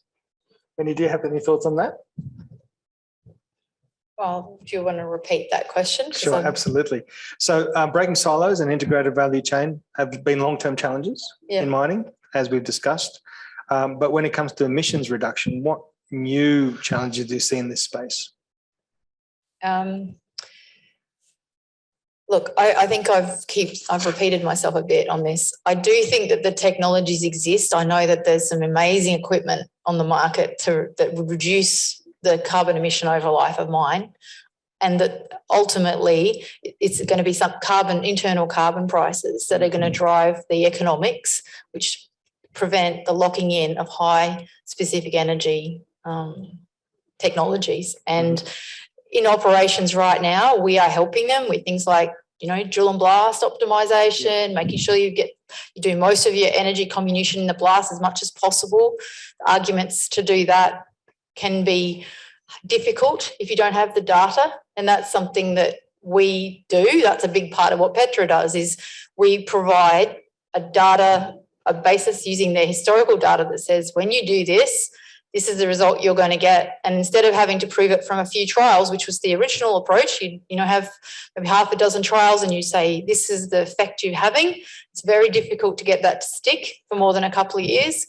We're building that into their operational decisions every day, day in, day out. And that means that they're constantly optimising for not all I have to be frank with you, not all of them are taking into account specific energy. Not enough in my view, but it's one of the KPIs that can be approached in that way. Most of them are looking at it purely from a point of view of how do we maximise our productivity and our tonnes and reduce our downtime. But that will change once these carbon prices come in and they start having to pay for that specific, that extra comminution cost that they could have done back in the mine. Yeah. So we're running out of time a little bit. Perhaps just 1 or 2 minutes, final thoughts. On any topic you'd like associated with this, but the general topic or the general theme being integrated, siloed breakage and emissions and energy. Grant. Yeah, so thanks. I guess as a final thought, I don't actually think that integrating the value chain and breaking silos by itself is going to reduce any emissions. I think that there are amazing technologies that are between silos. And I think of bulk ore sorting, and I think of coarse particle flotation that are between silos that can reduce the specific energy very massively, 50% reduction or more in specific energy reduction just with those technologies that are between the silos. And employing those technologies requires us to integrate the value chain. Integrating the value chain by itself, I think, will have minimal effect on emissions, but employing targeted technologies is really important, and those are between the different silos. So we do need to integrate there. I think that's a really good point, that there's some technologies that already exist that can make a big impact, and probably a lot of us aren't aware as we could be. So my point would probably be that one of the benefits of having a small business is you have to learn about a lot of things that you didn't know in the past. So I've tried to learn a lot about even more about minerals processing and more about geology. And I think that by all of us it's difficult because we are becoming deep technical domain experts. And I've been there. I've been a PhD student and thought I knew a lot, but I actually only knew a huge amount about a tiny little thing. And that is wonderful. And it's a great experience and you get a lot out of it. But at some point, to really be able to communicate, and to people who have the budgets, to people who make decisions at the higher level, you need to be able to talk to the technologies that you've spoken about today, Grant, and to the whole problem, not just one problem, which is, maybe carbon. There's lots of problems. And that as deep domain experts, that we all take the time to keep abreast of technologies that are outside of our silos. I think that would be my learning over the last 6 years or so. Joe, final thoughts? Yeah, I guess I return to an earlier point that I think as countries and as companies, we need to try and think more globally, because if we're going to reduce overall emissions, and whether it be arsenic or mercury or CO2, that may require higher emissions in some areas for lower overall emissions. And I'm a little concerned with, the way we see both companies and countries talk about their own emissions and making it a competition between countries rather than an understanding of what is the overall most efficient way to do this. Great. With that, I'd like to open up to questions. Rick, I think we're over time now, aren't we? So we can move on to questions. Yep. So I'll just give a mic on it.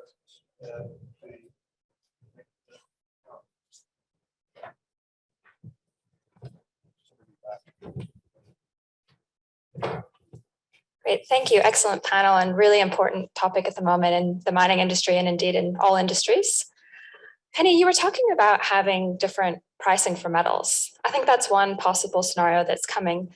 The other thing that I think could potentially happen with certain consumers and certain investors is it being very black and white, saying that, we will not buy your nickel if it's not carbon neutral or if its footprint is over a certain amount.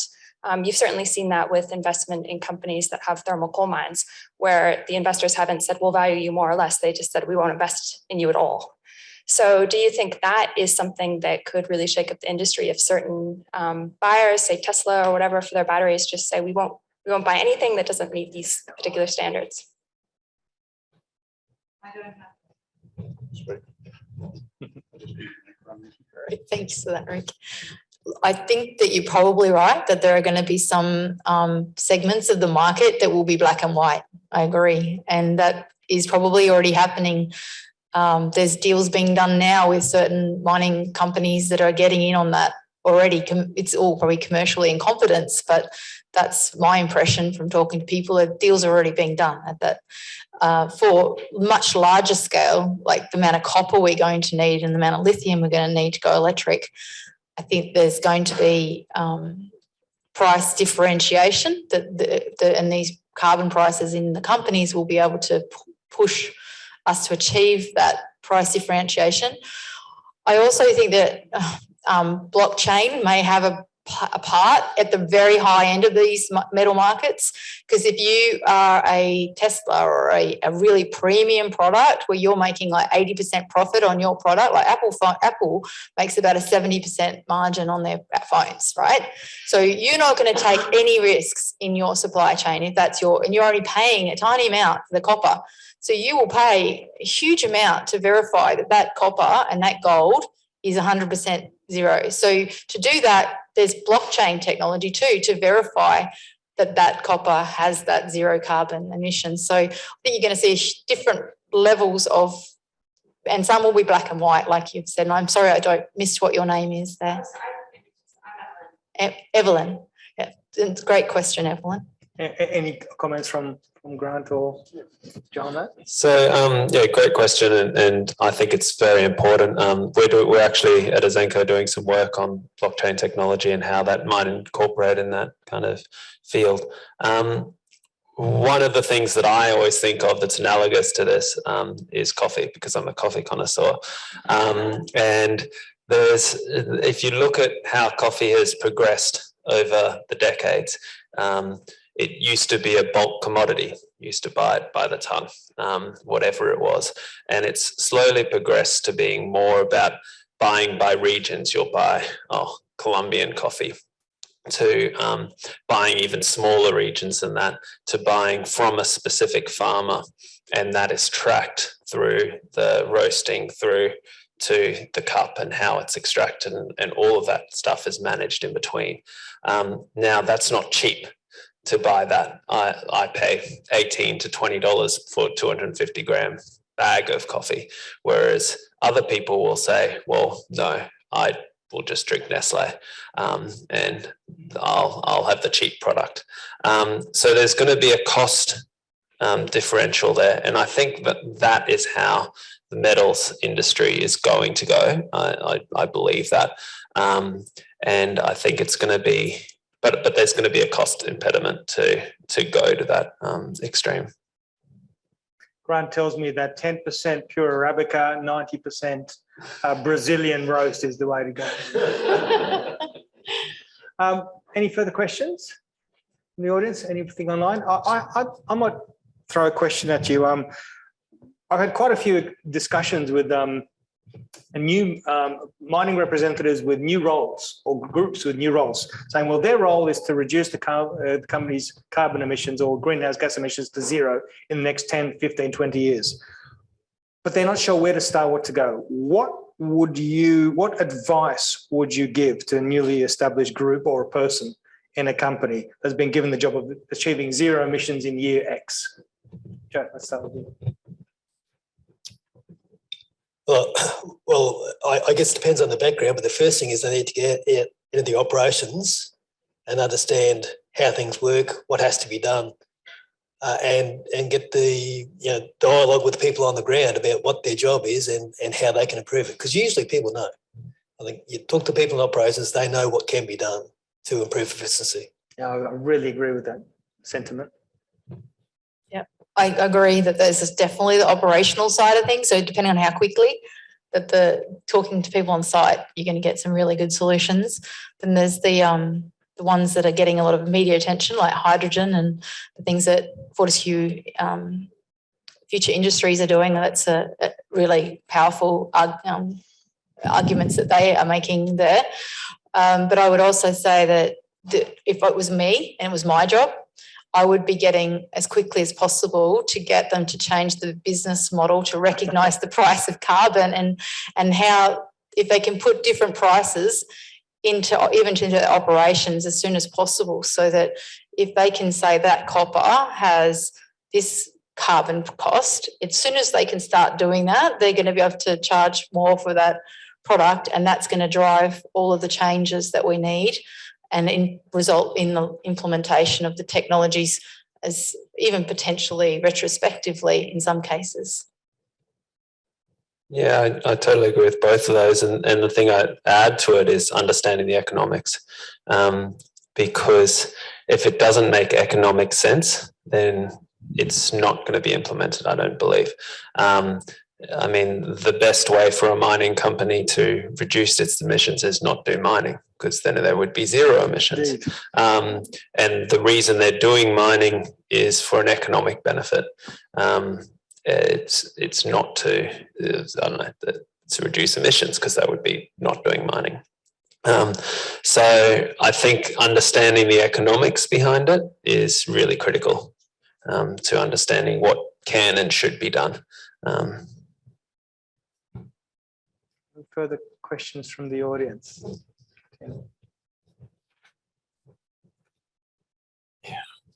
I've enjoyed this discussion, which has flirted with some big issues, and they're really important ones. But I just want to get back to the title that you've chosen for this session, which is the role of integrating the mine value chain in emissions reduction. So integrating is code for collaboration, which is what Lisa talked about, which is, we all know, a massive challenge. I'd just like to ask you, each of you very briefly, have you seen any evidence in your experience of this process actually happening? The collaboration between different parts of the value chain to reduce emissions. The only one I've heard this morning was when Penny talked about putting low energy blocks through a SAG bore. That to me is a good example. And you'd think that integrating mine planning with what happens downstream is with emissions as the issue is a good example. But have you, any of you, actually seen this happen?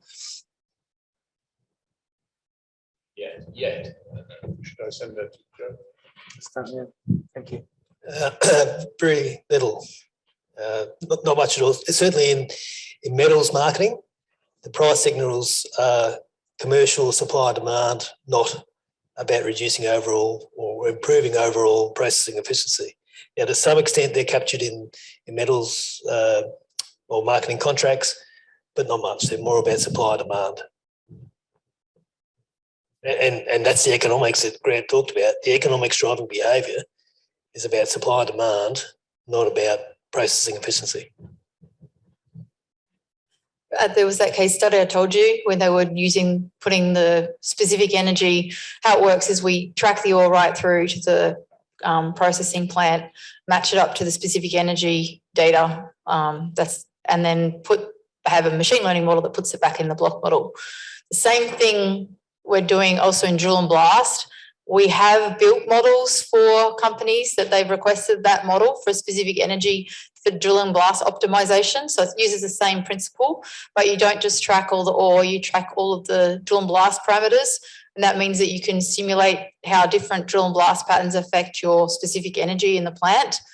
I regret to say that even though that work has been done, they chose not to implement that particular model because the economics from up and high are just not pushing that behaviour yet at the operational level. So that's why I argue that the technology exists for integration and it's possible and we've done it, but is the business case driving that change yet? We're not seeing it, unfortunately. So I don't have any successful examples of it being implemented and put into practice, but I'll give you two examples of projects that I'm working on currently where this is a focus. So the first comes back to the intermittent electrical supply of solar and a project that we have been working on with vertical roller mills, being able to, because it's operating dry, you can then operate just during a day shift and store the fine product prior to processing 24 hours, the floatation or the separation that occurs after that. So that's one example of where the drive to use solar is then changing the way we're doing the processing side of things. The second example I would give is a project that we're working on at the moment where carbon emissions is integral to the project, and at each point we're looking at different circuit configurations on their emissions, their impact on emissions when this circuit is going to be built, and that's actually driving us to a really interesting outcome that ag milling and pebble milling then becomes of primary importance, I guess, because of the reduction in grinding media and the CO2 associated with the production of that grinding media and then consumption in the SAG and ball mills. So that's actually driving that company to pursue something that they never would have done previously, because they're looking at the CO2 emissions prior to the design, the detailed design phase. So those are two examples where we're looking at that, but unfortunately they're distant ones, not current. Thank you very much. Well, with that, I think we're going to close the panel session. Joe, Penny, Grant, thank you very much. Please join me in thanking a very powerful panel.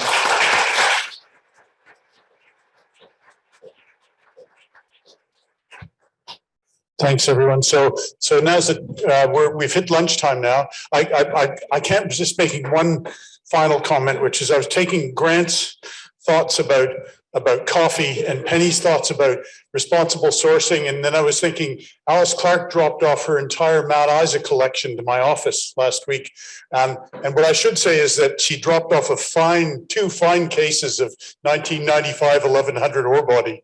But anyway.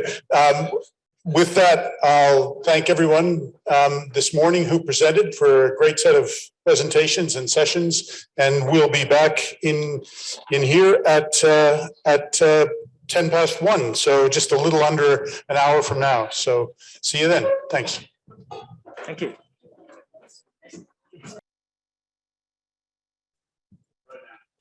There we are. All right, the BRC is, of course, the W.H. Bryan Mining and Geology Research Center that coexists here with the JK in Indooroopilly at the SMI. And at the BRC, we are covering a range of topics from exploration to geometallurgy, mining profitability, all the way to tailings management. And a lot of the research here also is being funded by industry, which means that we are very current in tackling issues that the industry is facing. And one of the common topics, of course, that we run into time and again is the decline in the grade of available ore bodies, and also the increasing complexity of potential ore bodies. And so a lot of the work that I'm doing, or that we're also doing here, is surrounding questions of how the increasing complexity of our ore bodies is affecting the outcomes of the processes that go into creating and producing metals from our ores. And the answer is here, the question is here, how do we actually identify opportunities, even if ore bodies are difficult and complex? And the answer to that question is detailed characterization, in my opinion. So we need to have tools, better tools, improved tools that are easier, faster, and more accurate when it comes to understanding ore body properties, but also variability, and that enable us to highlight how these affect our processes, but also where the opportunities exist despite geologic complexity. So how do we go about this? We are looking at an increasing availability of imaging and scanning technology, where we can produce a range of data sets from our drill core. Common example is hyperspectral data, which we can see here, but then there's also line scan, XRF, and also photography nowadays. And some of these tools have been around for some time, but it should be mentioned that they tend to improve over time. And as we go along, we get better data sets from these methods. And with better data sets, there are also new opportunities in which we can apply this data to solve our problems. And so a big question is, how do we use all this data? We're getting better and better at producing data from our material, from our drill core. But data in itself is not a solution to our problems. We have to find ways to analyze and use this data and to unlock the value that's contained within. And one of the things that I notice, and that I'm doing, but also several others, is that with the increasing availability of data and bigger data sets and complex data sets, we are moving to a space where we are using artificial intelligence more and more. And off the top of my head, I can name 4 or 5 projects at the BRC that are using AI to try and classify large and complex data sets. And interestingly, with the improvements in technology, that also includes the photography that we're using to classify our drill core data. And so Rick mentioned this morning that the profile of a geoscientist is constantly changing. And it seems to me that we're in a space now where we are all becoming data scientists, and we are all learning to deal with these kinds of methods. And as for myself, as a student here at the BSc, I've been able to immerse and learn about these methods and apply them to my problems in a good way. And I have to say that it's enabled me to work on problems that I never thought that I was able to work on. And that's a great thing that we can do here at the JK and the BRC. So thanks for giving me the opportunity. And that's it for now.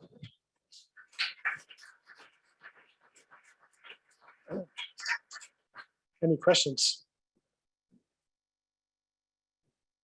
No.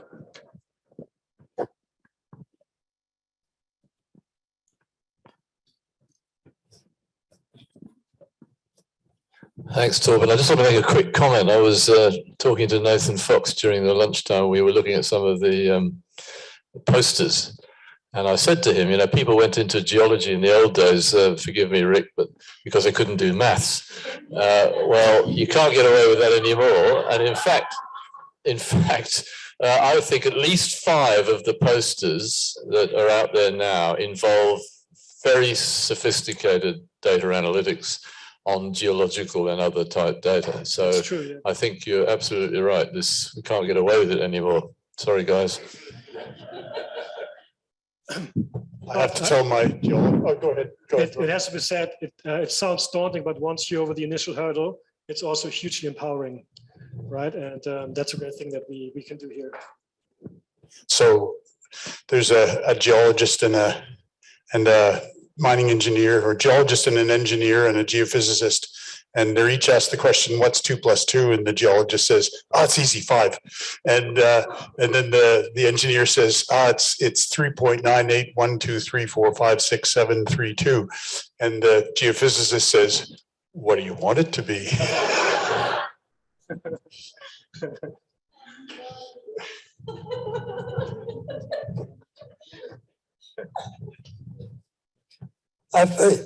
Following up on geologists and maths and so on, my serious question is, in a way I couldn't believe what I heard, people are becoming data scientists, and that worries me for geologists. Now, I know almost nothing about geology, despite the fact I did 2 years of it many moons ago. But if that means, if what you're saying, and you did say it, becoming data scientists, if that means that what I think an old-time geologist would think of as geological interpretations done under a microscope or done by looking at things and so on, if that's going out the window, then I would be worried. So your defense of becoming data scientists, please.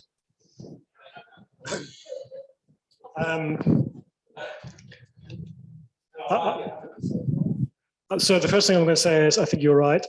If I compare the things that I did in my undergrad to the methods and tools that I'm using nowadays, they seem to be completely different things.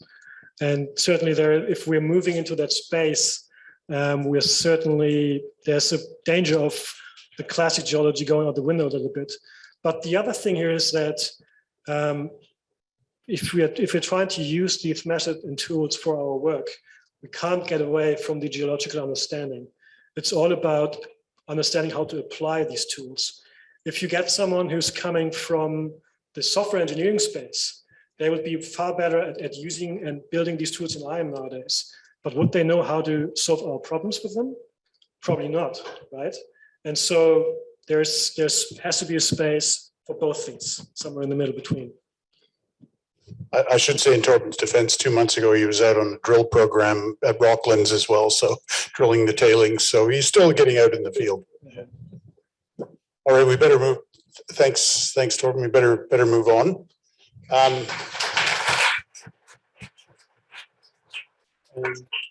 Our next speaker is Lauren Nichols, talking about geometallurgical characterization of cobalt-bearing minerals in tailings at the Capricorn Copper Mine, Northwest Queensland, and she's got tomorrow. back out in the field, aren't you? So I better get your presentation up. Hi, Rick. You know this. Try. Find where the mouse is.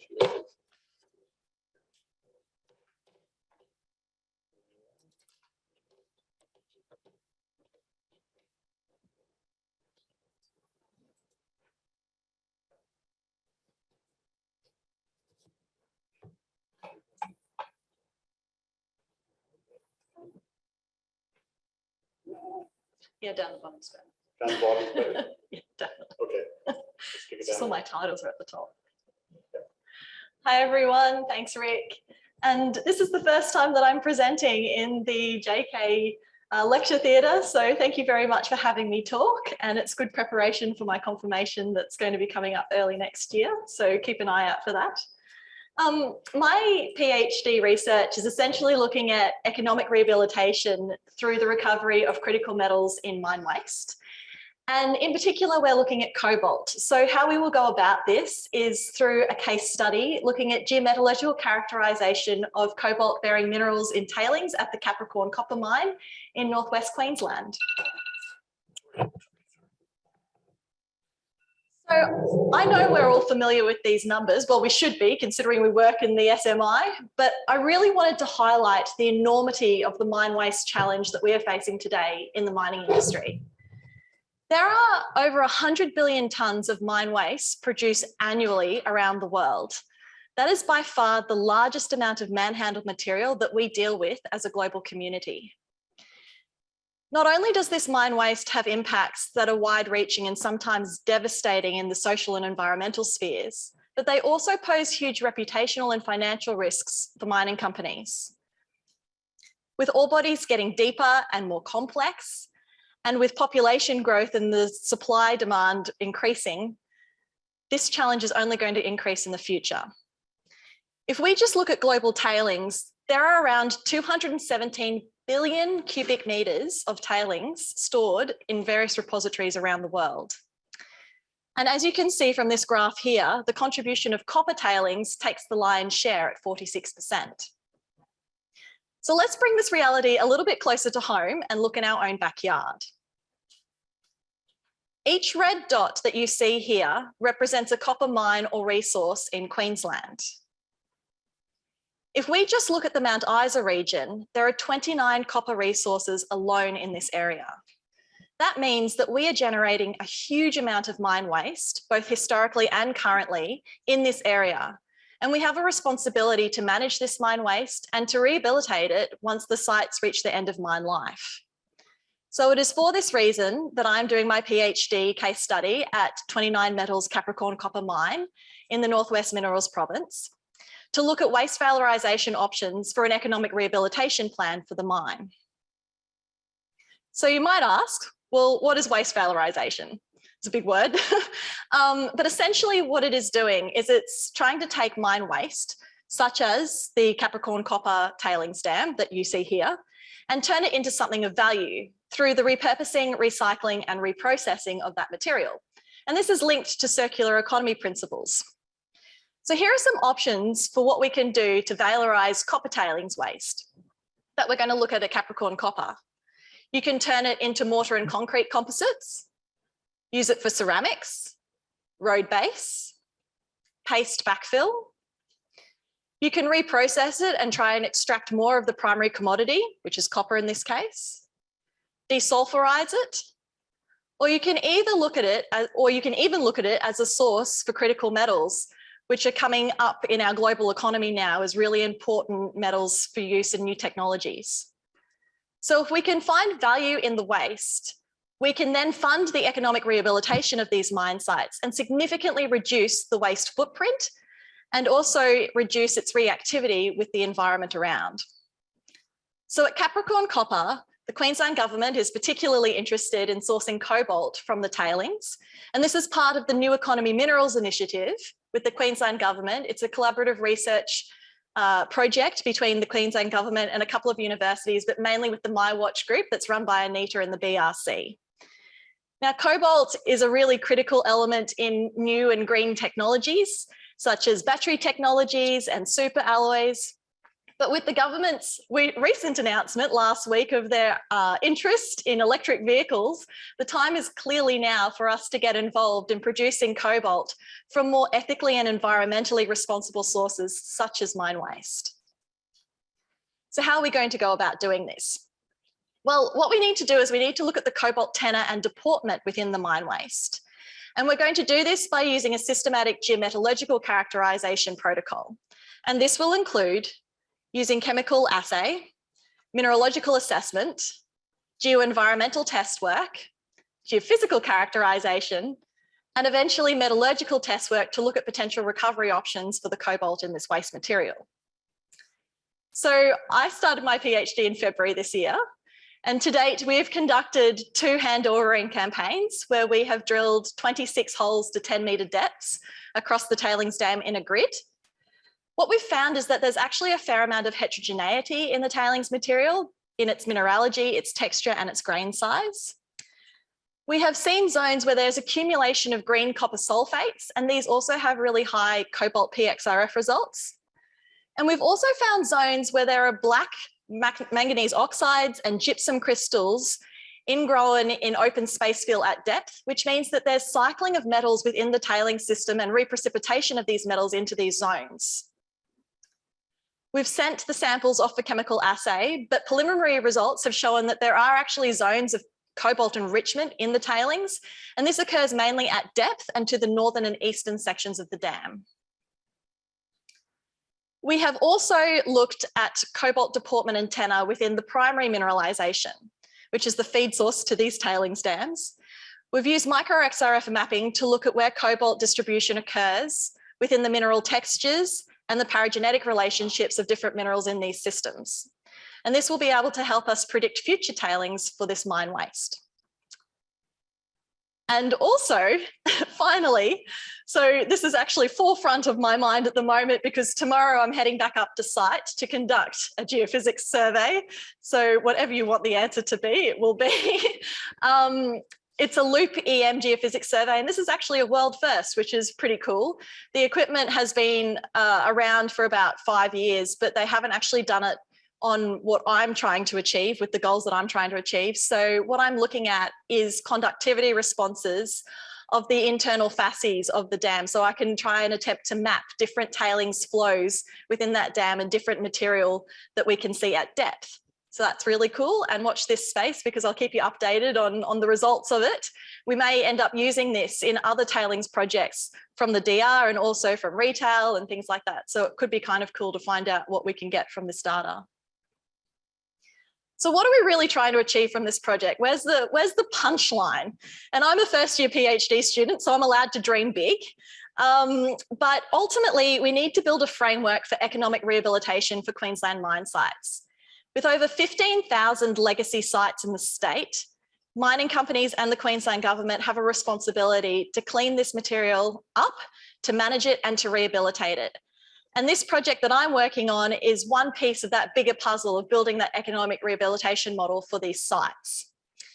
This project will contribute it by using geometallurgical characterization, refining different protocols that we've got, trialing the new techniques such as the loop EM, and ultimately be able to feed into this major model that we're creating for Queensland. We ultimately really want to find extra value in this mine waste, be that in creating a resources sector for critical metals out of mine waste from Queensland Resources, or whether that's using new technologies to reprocess the waste to extract more of the primary commodity, or even new and really innovative valorization options, such as biofuels, phytomining, asset repurposing, hydroponics, even tourism. This will help build a business case for a circular economy in mining and significantly reduce our environmental footprint and also increase our sustainability and reduce our ESG risk profile in the mining industry. So thank you very much. Watch this space for new updates, and my confirmation will be early next year. I just wanted to say thank you to the Department of Resources, Helen is here, to the MyWatch team, in particular Anita, who is my primary supervisor, and the CMM, and also Capricorn Copper for their support of this project.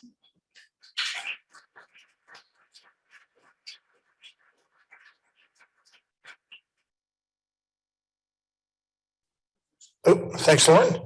We've got about a minute for if anybody has a, oh, we've got a question here.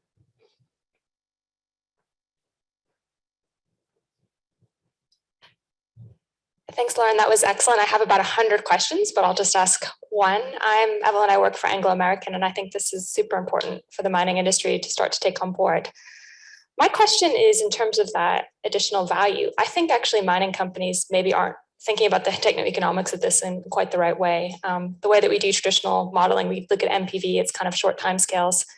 If you look at this kind of liability, this long-term liability, this closure liability, and those massive costs, I would argue that there are things that you might want to do with the waste where you don't make money, you even accept losing money because you're actually getting rid of that waste, you're not having it at all. I mean, some of the examples you had, like cobalt, that's great, that's high value. From remote mine sites, you can easily see getting value out of that. Oh. Is this yours, Rick? I think, what's the penalty for that in the lecture hall? Is there something official? 10 push-ups.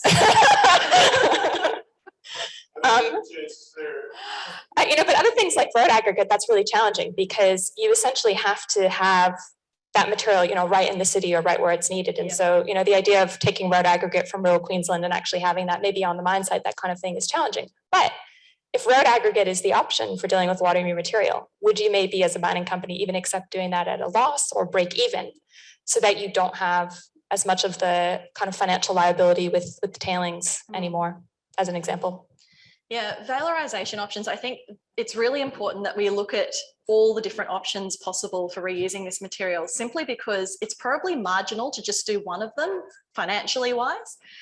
I don't think a mining company, even in this day and age, like the Ernst and Young pulled out their 2022 risk factors for the mining industry, and ESG was essentially the highest risk factor for the mining industry at the moment in this year. Even though that's the case, if they don't make money from it, it's really hard to convince a mining company to do anything. I know that from my experience of working in the industry for years before this PhD. So you need to build an economic case for it, and building in the circular economy principles is what's probably going to get that over the line. But also looking big picture and looking at all the different options that you can use, because just using one is going to be marginal financially. So I think it's probably an important thing also in Queensland, and I know that Helen might talk further on this in the panel discussion, but to look at it as a statewide issue as opposed to just a single mine site, and to look at the network that we can create between the different mines. And if we can do a similar process to a bunch of them in a similar area, then we have the infrastructure to be able to facilitate that. And so I think that the work that the DR is doing at the moment is really critical in building those networks and building the integration of the different sites across Queensland. So now we're going to move to the staff presentations. And the first of those will be from Andre Fanas, one of our newest staff members, the new professor of deep mining geoscience, and he's going to talk about the importance of deep mining to sustaining metal production into the future. So thanks very much, Andre. Then there's the controller. Thank you. Just make sure that's working. Right. So I guess I'm a little bit of an outlier. I'm not a minerals processing guy. I'm not a geologist. I'm a geomechanics guy. So slightly different, actually talk about mining.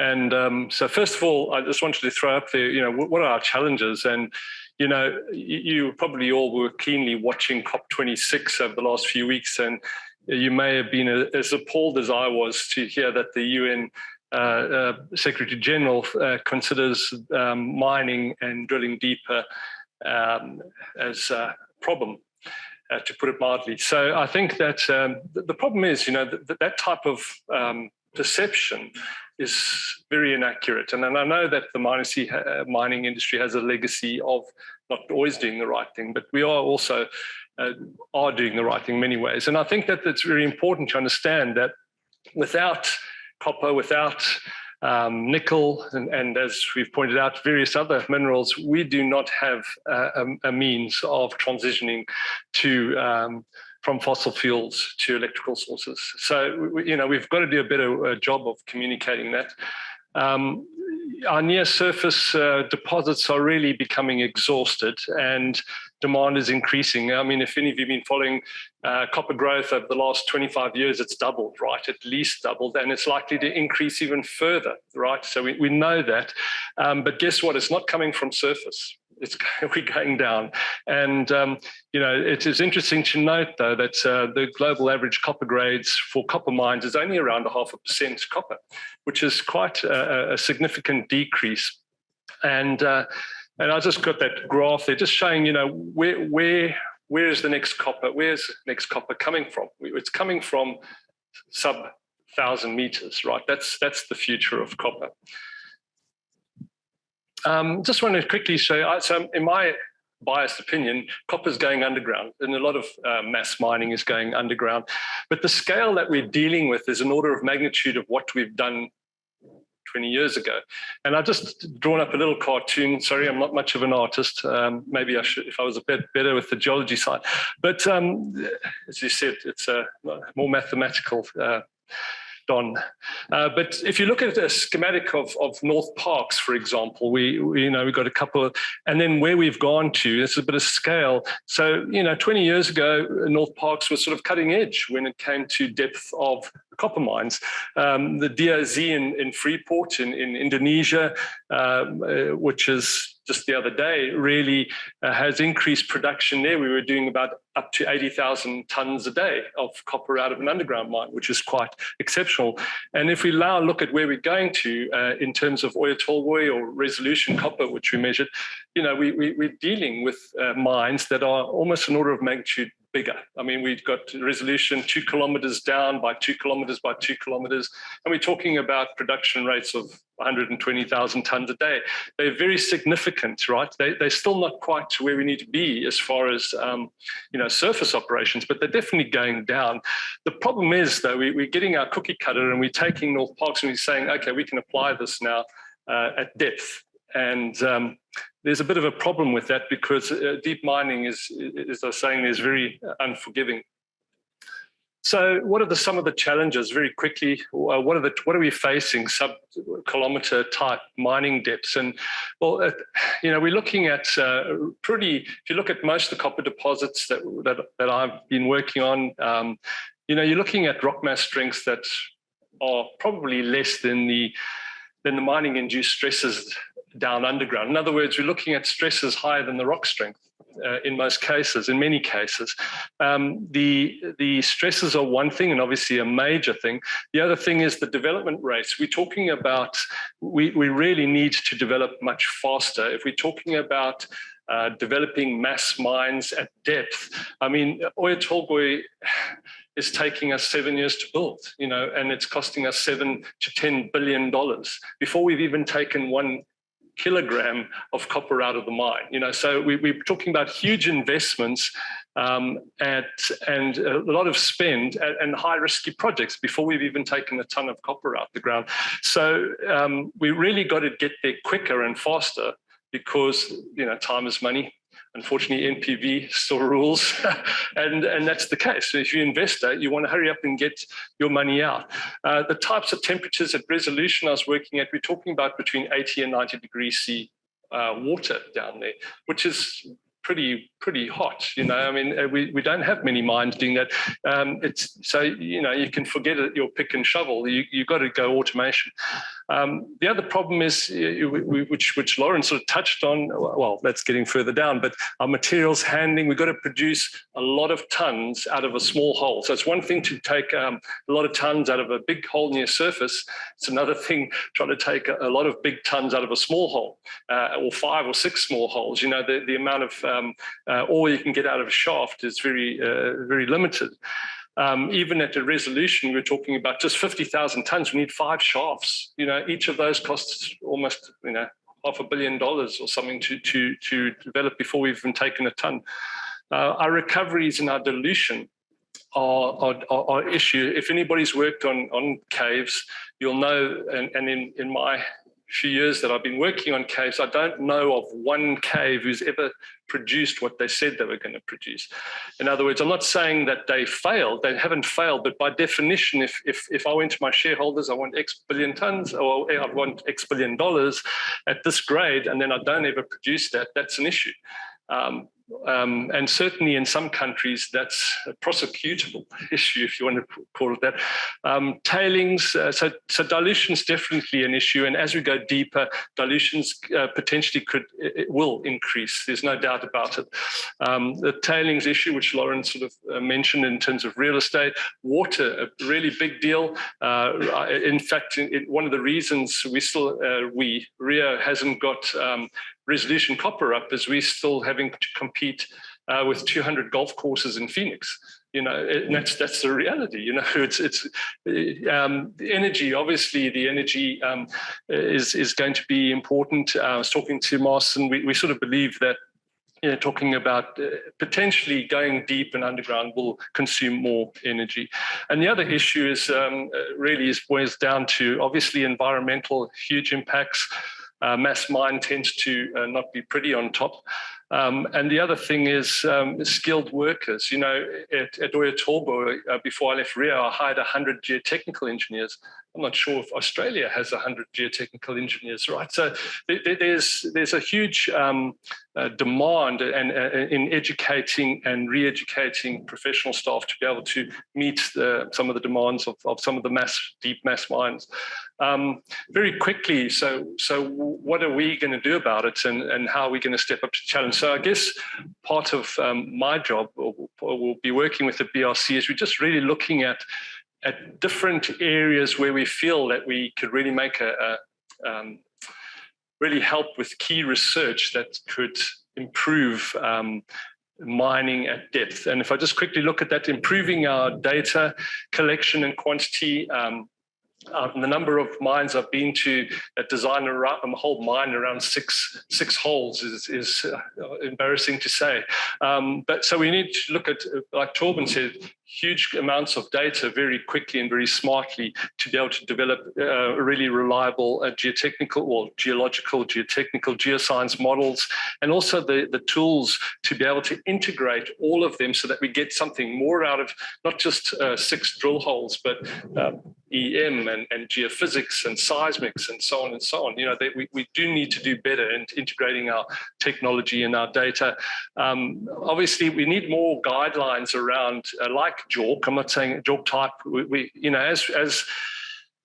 As we go deeper, we can't assume we're going to get 99% of the ore out of the ground. We're not, and we haven't yet. So I don't know why we think we keep on doing that. We've got to be honest and transparent with our shareholders and say, we're not going to get it all out. And obviously integrating the models with monitoring to look at geohazards in real time. Rock bursting, very real when you're going underground deep, and being able to better predict when we get rock bursts is a good idea, and there's a lot more that needs to be done in that space to improve our monitoring and integrate that with our modeling so that we can minimize some of the hazards that we're facing.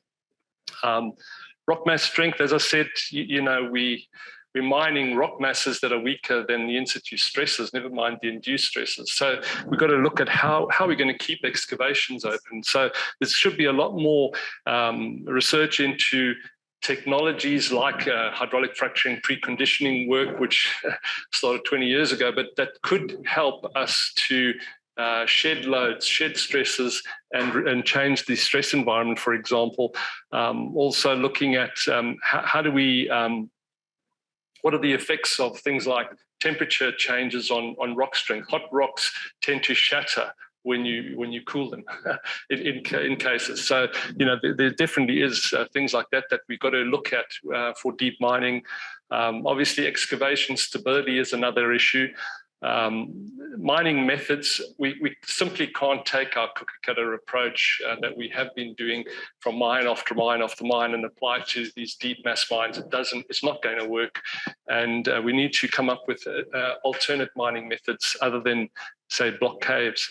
And then we need to look at where we do have caves. And if we do that, you can believe that, you know, high stresses or big loads, if you're 2 kilometers down, the granular flow of that material is completely different. It's not going to behave the same. And what typically happens when you have granular flow at depth is that you get a far, if you like, draw cone, if anybody is familiar with that concept, but it tend to go narrow. So in other words, we develop pillars and increase our pillars, but on the converse side is our draw becomes very narrow. So we potentially sterilize a whole lot of ore, if you like. So we've got to look at that type of thing. And obviously, we've really got to work hard at getting quality people, quality research into these areas and be able to upskill geologists to do maths and so on. You know, so there is definitely, we definitely need to go in that and improve that. You know, I'm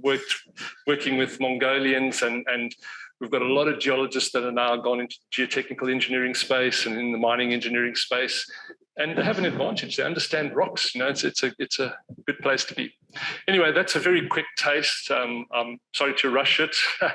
I hope it makes some sense. It's not all doom and gloom, and I'm very pleased to be here. And thanks, Rick, for asking.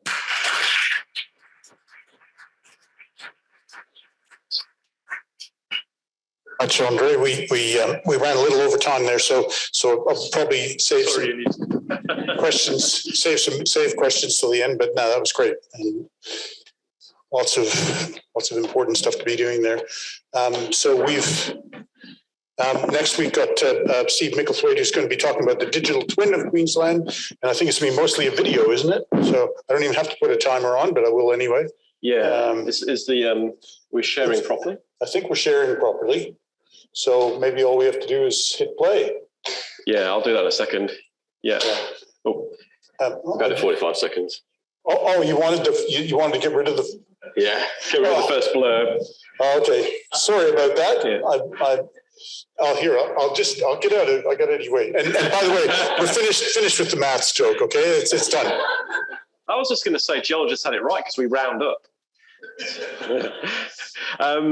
Yeah, okay, so this is a project that's being funded by the Department of Resources and particularly through Helen and her survey team. And it's great to see some of your staff here today, Helen.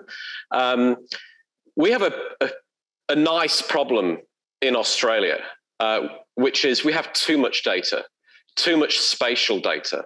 And in the industry, when I was working there, this was a problem because the only way we could actually handle that data and analyze it and understand it was to build a very expensive internal server and then spend a long time downloading it and then an even longer time dedicating staff to analyzing that and coming up with targets and aiding our decision making.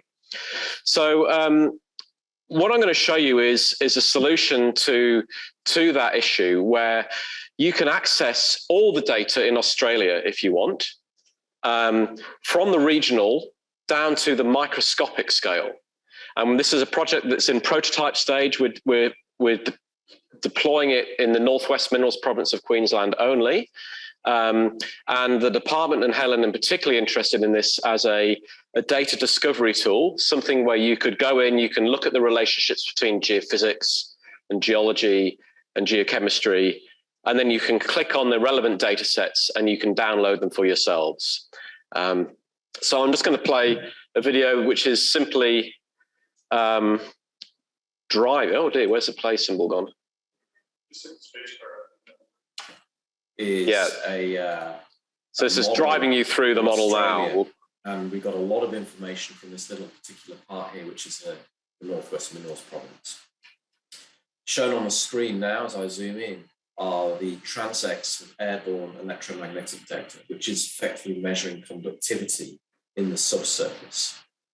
We also have geological maps, serial cross-sections. If I turn off the surface imagery and those cross sections you can see in the background, we actually have the regional seismic information with interpretations on.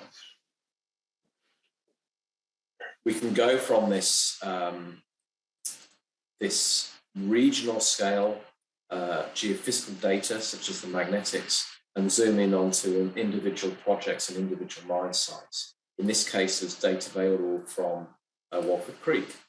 So let's quickly look at the Walford Creek project.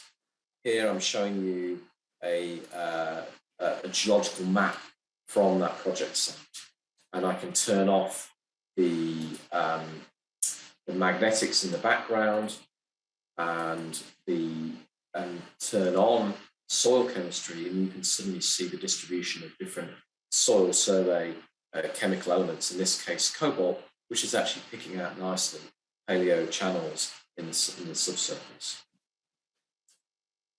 Turning off the seismic to again give us a little bit more clarity, we can zoom in on individual cross sections in this project area.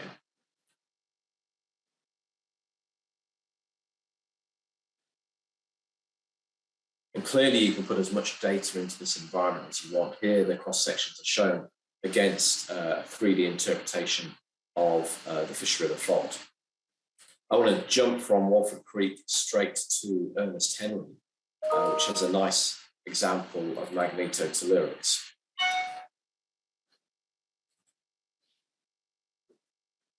Now, magnetotelluric data has been used in the last decade in particular to map out deep conductive features in the subsurface. And this data set is showing that really nicely with these fingers of conductive material rising up to near the surface. And these fingers have been used as a decision-making tool in exploration, because many of these large conductive features underlie some of the biggest deposits in our country. This is no exception.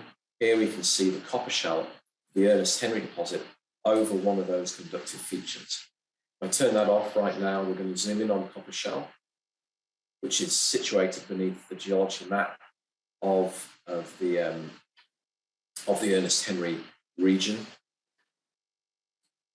Turn the map off, and you can see in the background we've put on a cross section.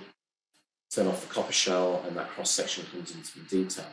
But I can go further, and we can actually go and look at drill core photos from this deposit. So we're going to zoom in now on one particular drill core photo.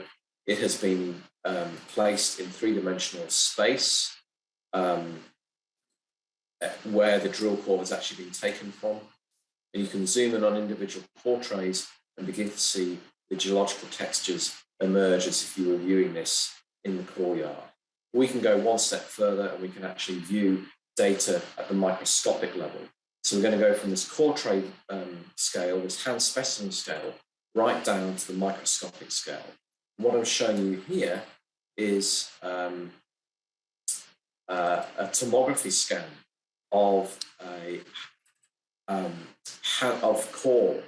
And in that tomography, you're looking effectively at density values of individual minerals. So you can begin to get an idea either of porosity or mineral connectivity or mineral abundance in 3 dimensions in an individual core. So in summary, we've gone from the regional scale down to the microscopic scale. We are looking at massive 3D spatial information in the one visualization environment.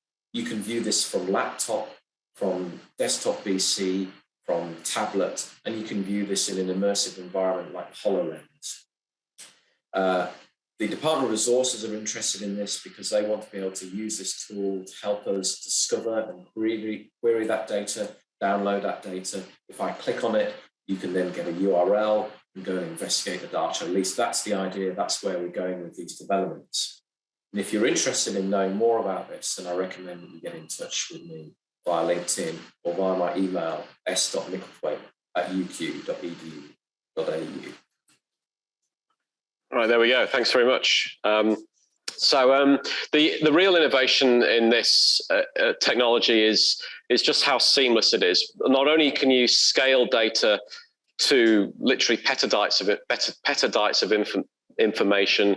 But you could see in that video there, I was driving around in real time, and my computer wasn't falling over. So there wasn't any issue with freeze framing and tiling and navigating through the system. And so we watch this space in terms of transforming this into a data discovery tool. Thanks. Thanks, Steve.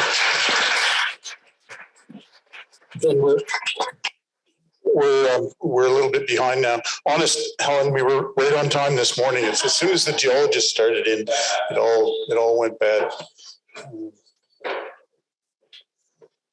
Okay, that's.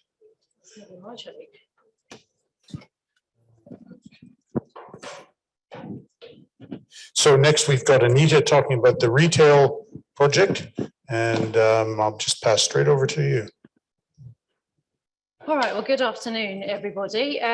Lauren did a great job earlier talking to us about, I guess, some of the existing projects we've got around the mine waste space, but something I wanted to talk to you about was what we're intending to do next. So we know across the SMI there's been so much great research and great, innovations in terms of looking at tailings, characterized tailings and reprocessing tailings, and also thinking about the ESG factors around tailings. But now's the time to bring that all together into one research program. And so I was kind of given either the poison chalice or the opportunity, I don't know which one I sort of think of it as, but certainly it was the opportunity to bring all the researchers across the SMI together into one research project. And we're calling that retail, which is about reducing tailings volume through advanced characterization, mineral processing, modeling, and improved waste management. So I'm not going to talk too much about sort of the details of what retail actually encompasses, but certainly we have some lofty ambitions. We want to be truly transformative and actually undertake that real step change that we need when it comes to addressing the big challenges when it comes to tailings management.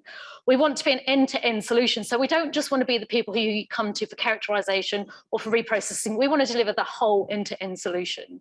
We want to develop a community of transdisciplinary researchers, and we want to sort of together use those skills to sort of focus on the future when we sort of adopt these or adopt sort of new principles when it comes to dealing with mine waste and tailings. So AMIRA, when they sort of set out, I guess, the opportunity for people to apply to them to present new AMIRA projects in the future tailings space, they had three key theme issues to sort of address. And that's what I mean there by the future tailings mind map key touch points, AMIRA speak, I suppose. But certainly there were three areas. They were repurposing, reducing volume, and also avoiding catastrophic failure. So we looked at the skill set that we had across the SMI and a bit more broadly, and we've come up with sort of a 5-module kind of format to actually work on delivering that end-to-end solution. So the idea is that, if you're a mining company or, or another organization and you have a site and it needs to go through that characterization, it needs to sort of have some work undertaken in terms of thinking about the waste engineering or the novel processing, then we, as Lauren sort of touched upon, there's that whole piece around repurposing, what can we pull out of these materials if we're sort of in that space of waste reduction for an existing operational site. So there's a lot of different things we need to think about, but certainly you've heard a little bit about some of the new modeling tools from Pancho and from Mehdi, but certainly applying that sort of thought process in terms of developing new flow sheets that actually mean that sort of what we're talking about scientifically actually make good business sense and sort of means that you can make that business case to the management teams, then that's also a really appropriate thing to do. So we have a number of sort of chief investigators noted there, but we also have collaborators in other institutes too. So we're looking to work closely with RMIT and Curtin universities here in Australia, but certainly we have some international partnerships that we'd like to leverage off to, such as with the University of Exeter and UCT. So I'm just going to touch on what each module is going to address, and then we're going to wrap things up. So module 1, we're looking at we're aiming to characterize waste in 3D. So you saw some of the work that Steve was doing in the last presentation. It'd be great to bring that into the tailing space, because we too have, we have drone footage, we have sort of large scale kind of information, but we also have that microscopic detail, as Lauren started to show in her slides. And certainly I'm putting here a slide, or at the bottom of the slide, where it says SMI staff and how many PhDs and honours students we'd like to see actually grow into retail. So that's kind of our, if we could have all the funding in the world, how many people we'd need to actually do this properly. So, we're kind of looking to grow this module quite significantly, and that will be led by Steve Nichols, who you just heard from. In the module 2 space, we're looking at aiming to use smart processing to engineer tailings products to achieve various things such as decrease in tailings volume, more manageable and safer tailings and extract further value from the tailings waste. So we're thinking about coarse particle flotation, we're thinking about early gang rejection and ore sorting, bringing in all those technologies at the front end, so we're actually making a smaller volume of tailings at the back end. And as we sort of make those new sort of waste streams, what can we do with them at that point? Can we engineer them into other sort of products or other sort of things that we might need? So again, we're looking to grow this area quite significantly with 8 SMI staff potentially involved. In the novel processing space, you heard from some of Lisa and Lizette's teams earlier, but certainly we want to sort of take that forward and think about more aspects in terms of, I guess, flotation of mine tailings. And so here we're looking at innovative methods and processes. So, you heard about coarse particle flotation, but another piece of significant research that's going on here is in the fine particle flotation space. And certainly Lizette Verster, who'll be leading this module, will be sort of developing that sort of line of investigation with hopefully a very strong and healthy research team there with 5 SMI staff and up to 4 HDRs if we can achieve funding. So I guess thinking about what our teams across the whole of the SMI can do, this is probably a really relevant time to touch on some of the strengths over at St. Lucia. So certainly at the CMLR and people like Professor Daniel Franks, they've been really sort of thinking about the other things that you can pull out of mine tailings. So we've obviously focused a lot today, as you heard from Lauren, on the critical metals, but certainly, there's lots of things you can do. I love this example here that Laura actually brought to my attention. And this is a company called WASP. And basically what they were doing was they were 3D printing houses using clays. But surely if we could sort of pull out the clays from the mine tailings, maybe we could 3D print houses using the clays from mine tailings, which in some geographical regions would be great because it could solve future housing crises. So as Mehdi was kind of talking about systems thinking, I think that's kind of a really important aspect to bring into this particular module, module 4. But fundamentally underpinning everything has to be, modeling and looking at how we can actually understand what that value is and also understand the risks. And this isn't just sort of, I guess, the business risks. This is also touching on the ESG risks. So when we think about sort of, the amount of greenhouse gases we make, how much water we're going to need, how much energy, etc., all of that new reprocessing, those new thoughts need to be modeled and designed in sort of a cohesive and competent flow sheet. And so our teams led by Douglas Aitken over in SMI Ice Chile will be sort of beavering away and actually developing those tools that sort of sing to all the outcomes in the previous 4 modules. And so we have a couple of cross-cutting themes because certainly everything that we need to do has to sort of touch base in terms of thinking about those risks in mining, which we will talk about in the upcoming panel session.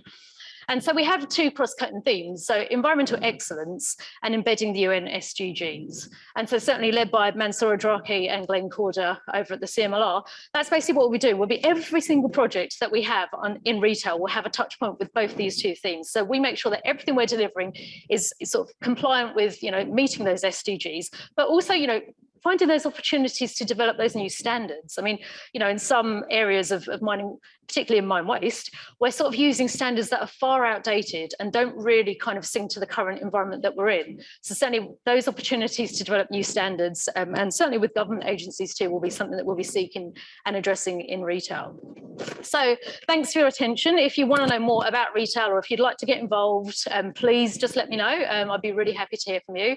And I just want to put that photo there of, lots of people from the SMI a couple of years ago, because that's the strength of the SMI is the collaboration. This certainly is an example of a future collaboration, which I think is going to have long-lasting effects in decades to come. So thank you very much.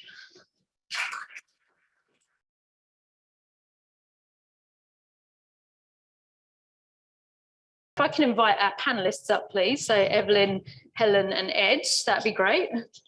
Yeah, I'm going to keep that on. I'm going to ask Rick to load a little slide deck for me. So all right, okay. I put a couple of slides there. Please take a seat.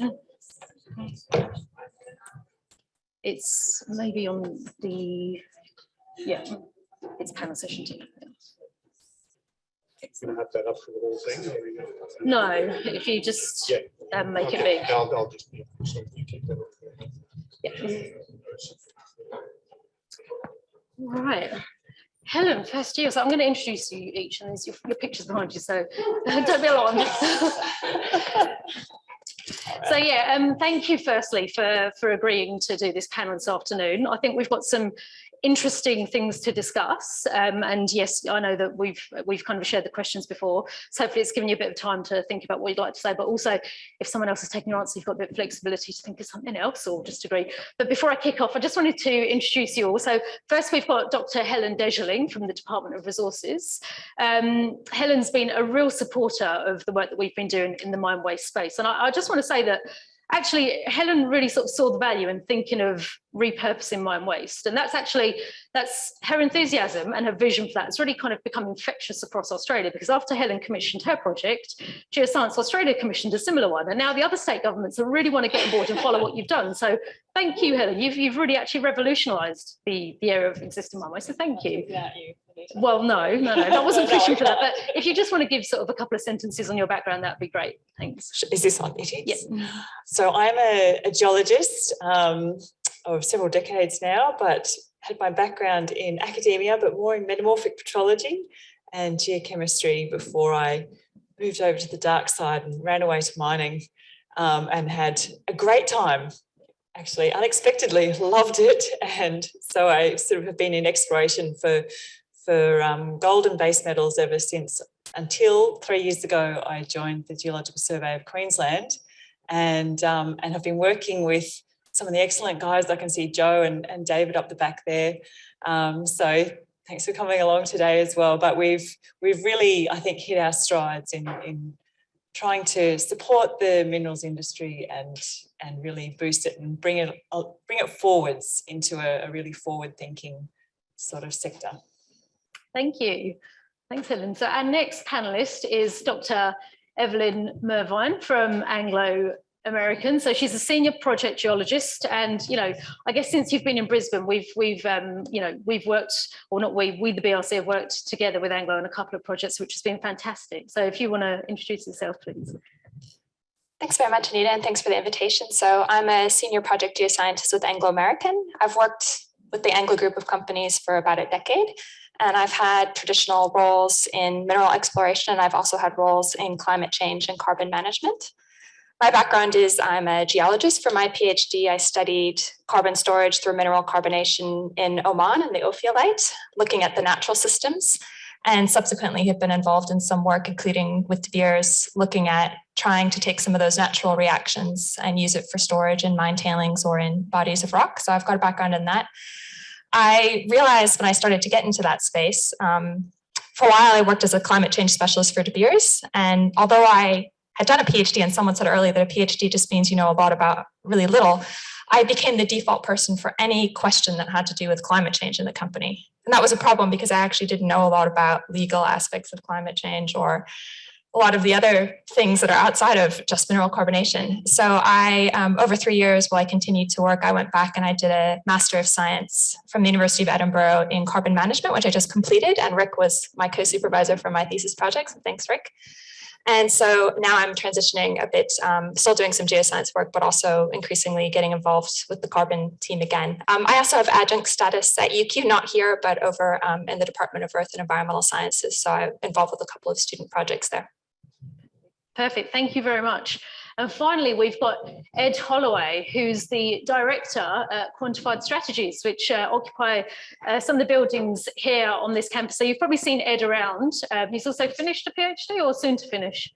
I got a pretty interesting email this morning, so I think I've got the green light from the dean of the grad school. So I think it's done. It's done. Congratulations. So that's off the press. Thank you. I think I just have to put it on eSpace now or something, which hopefully is not beyond me. The beers are on us this afternoon then. What's that? I said the beers are on us this afternoon then to celebrate. Well, I think that's probably what I'd be doing if I wasn't talking to you good people. Yeah. Yeah, well, please introduce yourself. Thank you. So I'm a mining engineer. I graduated from UNSW a bit over 20 years ago and promptly went out into the industry and worked across a range of different commodities and in different countries. I did a Master's of Applied Finance part-time while I was working, and I've done a similar thing with the PhD study. Quantified Strategies, you can probably deduce a bit from the name. We specialise in strategic planning for mining projects, and we specialise very much in large and complex projects and operations. Perfect. Well, I was loitering over there a bit strangely because there was, I'm still with the slides, Rick. So yeah, no, there's two more that I wanted. So I kind of wanted to frame this afternoon about risks in mining, and there's a reason for that, and that's because I love the Ernst Young risks in mining. So behind us, we have the 2012 risks in mining. Because I guess I was thinking about, obviously we've been talking a lot, obviously we haven't necessarily ourselves, but we as a global community have been talking a lot about COP26 and thinking about what Earth 2050 may look like and how we can get to a greener future. And I guess I think about my excitement when the Ernst Young risks in mining come out, and I thought, wow, what did it look like 10 years ago? Because, today it's pretty interesting thinking about the top three. And so looking back, obviously the top three back there were resource nationalism, skills shortage, and infrastructure access. And if we flip forward to today, it looks very different. So the top three that we see here, environment and social, decarbonisation, and license to operate. And so I guess the first question that I wanted to pose to you three was, what do you think were the triggers causing this shift towards ESG factors posing the top risks? And so I've been told not to go linearly, so I'm just going to go randomly. Let's go with you first, Helen, in the middle. There we go. So kind. Look, I think as a society, we have become really hyper aware of all sorts of things, and things like climate change have sprung out into people's consciousness, social responsibility, and we can know in so much more detail now than we ever did before because of social media and access to alternative news sources from other countries, other organizations than the ones that we might be affiliated with. So we can all become armchair experts. That has its dangers, of course. There's a lot of misinformation. Opinions can be mistaken for fact. But society as a whole is really well informed compared to previous decades and previous generations about all sorts of issues that are going on around the globe and not necessarily just in their backyard. And so that has brought things like climate change, the environment, social injustices in other countries, and in Australia as well, really to the forefront of everyone's minds. And I think we're seeing that in investment trends. We're seeing it in workforce trends where people choose their careers, as well as all sorts of other things. So, yep. Thanks, Helen. Ed, what are your thoughts? Yeah, I agree completely with that. I think social media, and I've got no data to support this, by the way, but I think social media has had a big part to play in it. And I don't think necessarily that societal conscience has changed, but it's just provides that draw point for everyone to collect and collaborate their opinions. I think the mining industry maybe has the same publicist that the devil used, and I guess what I mean by that is that it's even if a mining company makes a donation to say a disaster appeal or something, it gets a little bit of airplay, but we've got a lot more ability to pull levers on the other side of the ledger. So anything negative that happens drums up that sentiment quite a bit, and I think that's reverberating through to the way that mining companies have access to finance. So I sat on a couple of FinSIA seminars a month or two back, and it's starting to significantly impact the way that mining companies have access to finance, which I think is what's a big part of what's caused these social acceptability things to gravitate to the top of the risk list. So, yeah. Thanks. And Evelyn, if I can ask you the same question, but also, without sort of spilling company secrets, what do you think that, your particular organisation or your sector have been undertaking to address these new risks? Sure. So I'll start with just some general comments, and I'll agree with what the other panelists have said. But I think, if we look at the specific time period, 2012 to now, and what's changed, taking a little bit of a different spin on the social media aspect, most of my friends who don't work in mining, unlike me, don't read mining news every day, where you get detailed stories about all these great things that are happening in mining.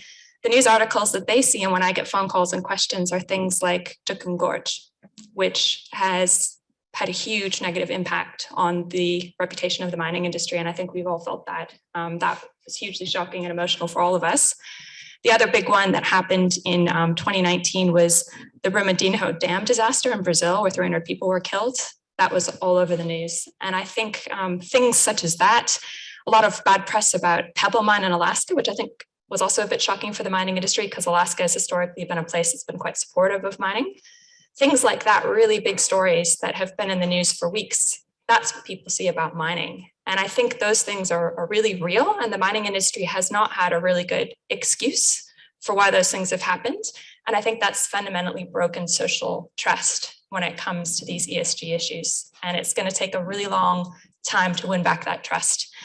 The other really big thing that's happened since 2012 is, there's been COPs for years. We're at COP26. How many COPs have we really heard about? The first one to me that really made an impact was Paris. That was 2015. And that was, when I was working in the industry, that's when I started to see a shift, when all of a sudden people started to think about climate change as being a central business issue and not something that a sustainability person spent 5% of their time working on. So I think to date, the mining industry, I'll speak mostly about carbon and climate change because that's the field I'm in. I think there is a lot of really good work going on in the social space, but I'm less intimately involved with that. I think to date, the progress has been really limited in the carbon and climate change space and in ESG in general. But I do think that there has been a shift, and there's been a lot of press announcements and things coming, COP26, and you're seeing all the major mining companies, I think almost all of them, now building teams. In my company, Anglo American, they're building a dedicated carbon team where they've been hiring at the very top levels, and now they're filling the levels down. And they're starting to take this really seriously and give it serious money. Rio Tinto is doing something very similar. BHP is doing something really similar. So I do think that you're going to start to see shifts. There's going to be challenges with that because I don't think that you can just assign a department to deal with climate change. I think, my opinion, in order for the mining industry to really get this right, there has to be a cultural shift. And I think what needs to happen is something similar to what has happened historically with safety. If we look at how we thought about safety as a culture in the mining industry 30 years ago, it was really different. We kind of just accepted that it wasn't that safe. And today, almost every meeting that I'm in the mining industry starts with a safety share.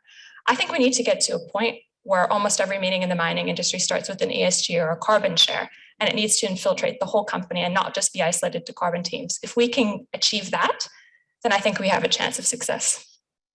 Great, there's some really great ideas there. So thanks, Evelyn, thanks to you all. I'm going to move on now and change tack, but we're still sticking to the risks here. So if we look back in 2012, I can move backwards, which can't. But anyway, back in 2012, skills shortage was in the top 3 as one of the risks. And if we look here now, number 8 is workforce. So my question is, do you think mining has an image crisis, making it an undesirable sector to join? And what are your thoughts about how we go about attracting new students and professionals into the geosciences? And I'm going to start with you because you've got the microphone. All right, I've got the microphone. So I've got some notes and some statistics on this for Australia. I do think that mining has an image problem. There's something going wrong with universities. You see it here in Queensland, you see it globally. I'm most familiar with geoscience, but I think the problem also extends into other fields. People who have a lot of the tech skills, data science skills, maybe don't want to work in mining. Mining engineering is a problem. I do think there's an image problem. I think it goes beyond that to an extent. I think, to speak specifically about Australia, but it's a problem in many countries, and I'll speak specifically about geoscience, we actually have a problem where, although mining here in Australia produces 10.4% of GDP, in 2021, Australia is going to get about 300 billion in export earnings from mining. The government is cutting funding for geoscience. There was a 29% cut for funding in earth and environmental science. And due to loss of revenue from international students in COVID-19, 7 out of the 21 geoscience departments in Australia have been cut almost to nothing or cut completely, like in the case of Macquarie. And so, it's not just an image problem, it's actually a support problem. Where can these students actually go and get quality training? We also have issues where a lot of geoscience departments are merging with other departments. Even here at UQ, we've merged with environmental science. And I don't think that is doing either department any favors. And it's all coming down to costs. So I think the mining industry really needs to step in and say, actually, hang on, we're producing so much GDP. We actually need these graduates. We need to step up and provide funding from industry, but we also, I think, need to pressure government to say, you actually need to also provide support as well, because the industry will not be able to survive without producing graduates, and the best graduates are ones that you can produce in your own country if possible. There is also an image problem, especially in some of these new fields. So carbon management, which I just went into, I just finished my degree, and the only information that was presented on mining in the degree was a guest lecture that I gave. So that's a challenge. And that needs to change. Most of the students in my program, and I think I managed to change some of their minds, they just think of coal mining, or they just think of mining as being all bad. They think that you can circular economy metals. Well, I won't go into all the stats here, but I think people are very aware in this room that certain things, at least from now till 2050, we're going to need to have new mining. So there needs to be some, I think, interaction between the mining industry and some of these new fields that traditionally we haven't been involved in, to try and get some content in there that's relevant and convince some really bright students in those fields to come and work in the mining industry. Perfect. Ed, what are your thoughts? Someone who's just completed his PhD. Yeah, I'm probably a bit out of touch with people that are entering in an undergrad space, but I think certainly there's an image issue, and I think there's two parts to it. I think one part is the mining industry handles busts very poorly. So that idea that, a whole building full of people just get marched out, I don't think that helps attract anyone. So there's got to be some payback on that. And I think also the mining industry handles booms very, very poorly, which is interesting given the cyclical nature for the last, say, 5 decades. We really haven't got that sorted yet. So I think that's an intrinsic issue within the mining industry that we need to resolve. I think the other problem we have relates to knowledge and understanding of what the mining industry is and what a career might look like in mining. And if you contrast that with something like dentistry, you know that everyone knows what a dentist does. You're going to be looking at teeth. You're going to be inflicting a bit of mild torture occasionally. It's all pretty easy. Whereas if you step day one into the mining industry as a geologist, a mining engineer, someone in mineral processing, environmental science, there's probably 100 different career paths you could choose. They're all really exciting and really interesting. But if you're trying to capture students' attention, you've essentially got an elevator conversation. You've got to capture their attention in 30 seconds, and you can't present that myriad of possibilities and exciting options to them in an elevator conversation. So that's going to take time and money essentially to help with that knowledge transfer. I think the SMI is very well positioned to help facilitate those discussions. But the only real way that I've thought that you could actually meaningfully impact on that is if you included essentially as a high school subject, a subject that is specific to the extractive industry. So then you'd have cohorts of students coming out that actually understand the fundamental importance of commodities to society, and that their precious little life wouldn't actually work without mining. And then they'd be more informed to understand the options that they had and consider more meaningfully a degree in mining. That's really my thoughts on it. Great. Actually, Helen, before you go there, I just want to add a little bit to the question now, mix it up a bit. Now, obviously, yourselves and our teams have been looking at critical metals, I guess, over the past few years. But do you think the need for more critical metals to support the transition to a low carbon future will encourage more students to take up jobs in the mining sector? To be honest, I don't think it will. Oh, controversial. Ooh. I think we need to be more sophisticated than that. We've got, this room is full of really smart students, but everybody here's kind of made up their mind about the path that they're going on. You're in, postgraduate degrees, advanced study, or you're working here, obviously. I think we actually, and it was interesting that you mentioned high school, I think we actually need to go back a step before university, when people are trying to think about, or young people are trying to think about, what do I want to do with my life? And they want to, just saying that there's going to be a demand and you can earn lots of money in mining, or, any of those kind of simplistic things, I don't think will make a difference. I think I want something meaningful. I want something that's going to do good for the world, and being able to create the message that you can make a huge difference to the transition away from coal. You can be part of the solution. You can make your everyday work, really means something, I think that's an important message, that we've got to collaboratively, whether it's government, whether it's private industry and academia, we've all got to work together to create that message. And I think that would bring more students back in. And I think, it's the chicken or the egg with the funding of universities. I'm not sure if funding's cut because student numbers are dropping off, and they've been dropping off for a lot of years, or, I think that was sort of what has triggered that move. And I'm certainly I'm not in the Department of Education, so I'm not responsible for those decisions, but funding a lot of students, trying to do my best. But so I think we've really got to start a bit earlier and get into high schools across the country and across the world. Yeah, no, there's been some great points that you've raised. I quite liked your point about dentists. I don't know why kids want to grow up to be dentists, because I don't know, looking at teeth for 40 years versus going out and looking at the natural environment. I mean, is it not a no-brainer? Anyway. What Lauren showed. Yeah, I don't know. I think that's kind of crazy.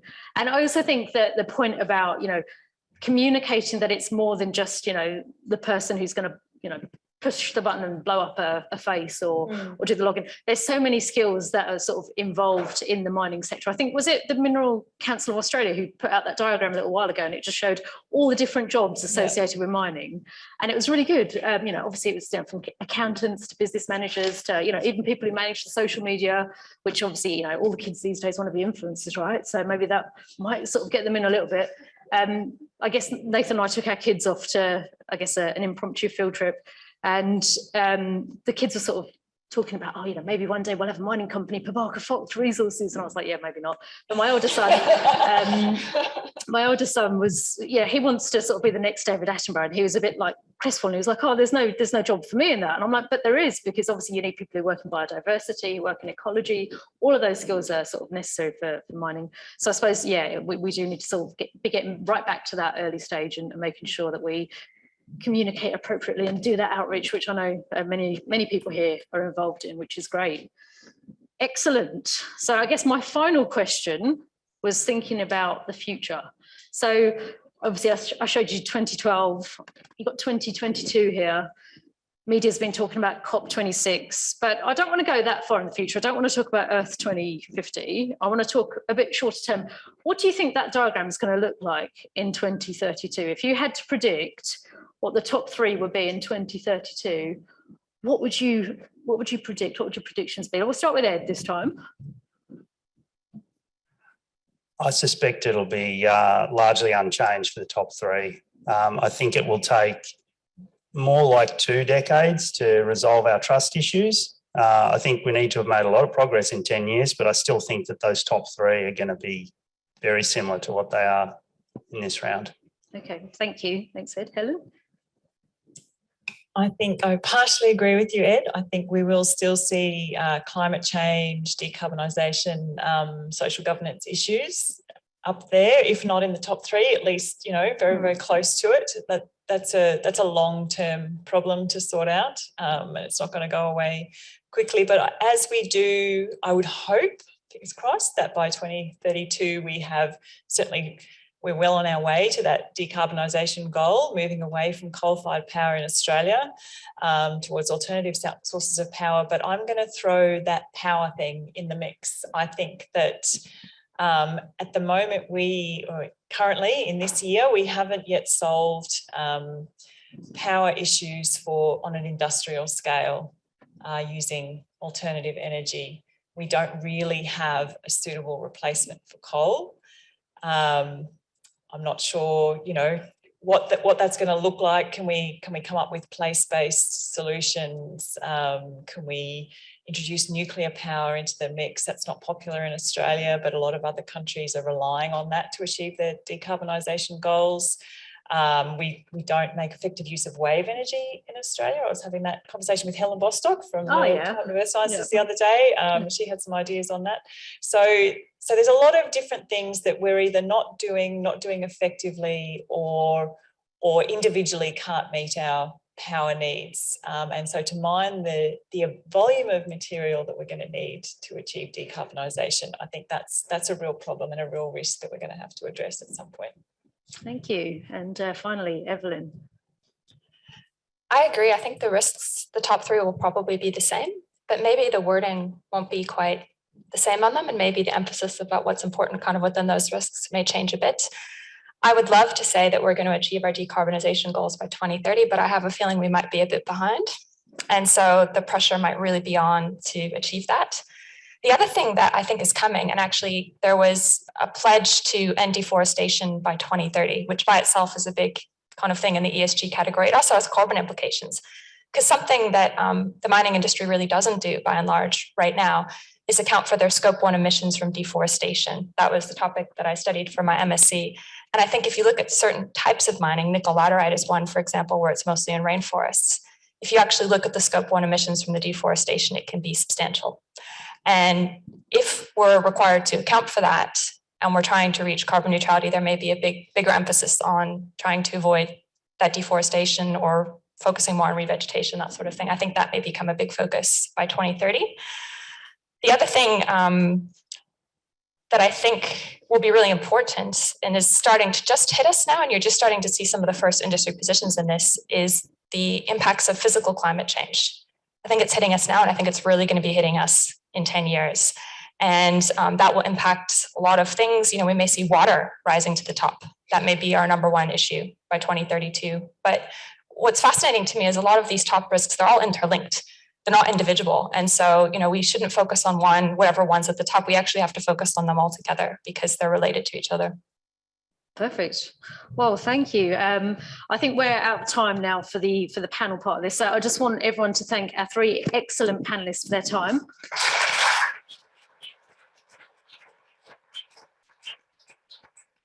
And I guess if we've got time, Rick, we're going to the Q&A session. So if you've got questions for the panel, please don't be shy. Obviously, I guess this discussion is around kind of risks in mining. So if you want to sort of frame your questions in that sort of space, that would be awesome. Thank you. This microphone works, so I'd like to you guys, so I'm not running back and forth between. Hold on. Yeah, that was really helpful.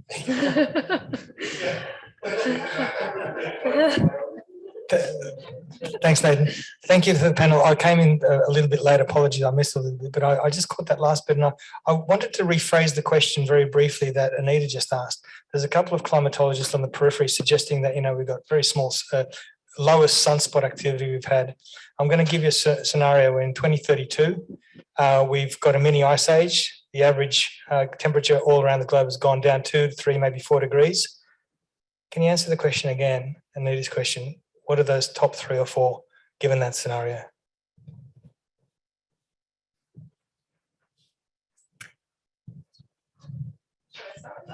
I will start. One that I had meant to add and didn't was traceability. I think we need to throw that into the mix as well. That's not so much dependent on climate change. It's much more of a social issue. And you see a lot of organisations trialling blockchain or other ethical certification, battery passports, that sort of thing, addressing, you know, things like child slave labour in the Congo as impacting the cleanliness or ethical standards associated with cobalt in electric vehicles, for example. So I think that's one that would be there, definitely, regardless of climate change. Okay, so if I think I have your question right, you're saying if climate change and that's off the table because of this ice age sunspot, what would the risks be?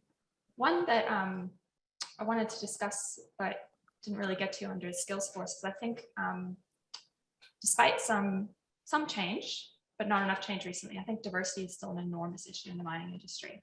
And there's a great study that was just published in September 2021 by McKinsey and Company, which is focusing specifically on women and why they're not in mining. And I would urge you all to go and read that. Just a couple of things from that is 40% of entry-level positions in mining are women. But by the time you go up to the chain, you get to the C-suite, it's only 13% women. And in Australia, less than 8% of mining company CEOs are women. And you could say, okay, it's time, it's going to filter up, but that's not the case. This McKinsey study showed that in the mining industry, there's massive numbers of women leaving, and they tend to leave before they get to middle management. They're leaving in sort of senior technical level positions. I won't go into all the reasons there, but read that report because there's a number of really specific examples why that's happening. And despite, some companies like BHP's been really pushing, some of the companies really trying to change, the numbers are really not swinging enough. And the cultures are not inclusive. It gets even worse when you look at diversity more broadly. We are not very diverse in the mining industry, and that is going to impact us because diverse teams are more productive. We talk tons and tons about safety. Diverse teams are much safer. So I would throw out there that one of the best ways you could solve safety in the mining industry is to be more diverse. We've got to tackle that. And yeah, we applaud ourselves. It's great what's happened here with women. It's not enough and it's not fast enough. We need to tackle diversity. Awesome. On the diversity thing, I recently read a very interesting book by Annabelle Pratt called The Life Drought that talks a lot about that. So Pratt can read if anyone's looking for a book to pick up. I think what I'd add to Marcin's rather curly question there is I thought Anita might hit the question back to me when I said I think it won't change, and she might have said, well, what will it be 20 years in the future, which is probably a parallel in some ways to what you're asking. I think maybe where we'll start to end up in that sort of a time space is that there'll be more sort of vertical integration. So like EV companies looking to control the quality of the commodities that are going into battery production. So you don't have phones exploding or cars exploding or that type of thing, which will allow an amount of sort of risk diversification through that chain, and will set up, I guess, that potential green commodity pipelines that's been mentioned a few times today. I think that I think that could be a risk is that if you manage to set up one of those longer term contracts, you'll potentially be at a lower risk of commodity price variability and receiving a premium price for the product. Whereas if you miss that boat, I suspect that those companies that don't have those contracts will be subject to even more price volatility, and that could be a real risk for companies as they jostle to secure that as a thought. Thanks, Sid. I think, Joe, you have the next question. Yes, thanks, Nita. Just back to the topic of repurposing waste. One of the complications has been that what's acceptable today may not be acceptable in the community in 50 years' time. And there's a lot of examples of companies in really good spirit trying to do the right thing and getting some mine waste into the community, into kindergartens or railway lines, and then 50 years later, that's an environmental liability for them. And so if I'm an executive, mining executive, I'm sort of think the downside of that unknown future risk outweighs the upside of a small financial gain now. So I suspect there might need to be some sort of government industry collaboration to address that risk for them. Maybe Helen would like to comment. Sure. No, absolutely. And look, I don't think that we can take any mine waste and put it out and turn it into road base or some sort of community use, because we're still going to have acid forming minerals as part of that waste. So it would be definitely a case by case application, I think. And one of the things that we've talked about recently, Anita and I, is expanding the work that we're doing to include not just the critical minerals, but how can we involve some of the companies that are looking at producing high purity alumina, for example, and that's going to be just from the clay material, that's left over once we've taken the excess metals out, or building stone, that kind of thing, which Lauren touched on as well. So there's lots of different things that we're still exploring, where you could potentially have 15, 16 different streams of product coming out of that waste, all with a discrete purpose or end product that separates the different components of that waste out into useful things, rather than saying, okay, the bulk waste will be used. I guess fundamentally it all sort of centres on that characterisation work, which is why the work that we're doing and other sort of groups around Australia, if not internationally, are doing in that space is really vital. Just to sort of follow on to that question though, I mean, I guess Mets Ignited here in Queensland have been really great in terms of trying to link some of the academic work that's going on with the Mets companies. So then, you know, where there are those opportunities to sort of tap into some of those new technologies, they host, like just last week, they had a workshop to sort of bring together sort of people interested in recommercialization into sort of one space to kind of workshop out what the opportunities are. And I guess having Mets Ignited and the government support to do that is, you know, certainly I think in Queensland we're leading kind of, I guess, the process in terms of fostering those collaborations. And I think that's a real strength. Yeah. The other one I think is CRC Time. Yes, yeah. Developing projects to look at different ways to use or reduce some waste. So there's a lot of research going on. It's a very evolving field, and the more we can involve companies as well as government, the better off the result. Okay, I think we're a little bit over time. I can see that the geo part of the day has let the side down in terms of keeping on track with time. But this was a great discussion. I think all presentations this afternoon have been brilliant. So personally, I haven't really minded too much that we've gone over time, but we are sort of 15 minutes into the break. So I think what we're going to have to do is we're going to have to take the conversations outside over tea, and certainly please continue those conversations and those questions over beers a bit later on. So once again, thank you very much for your time this afternoon.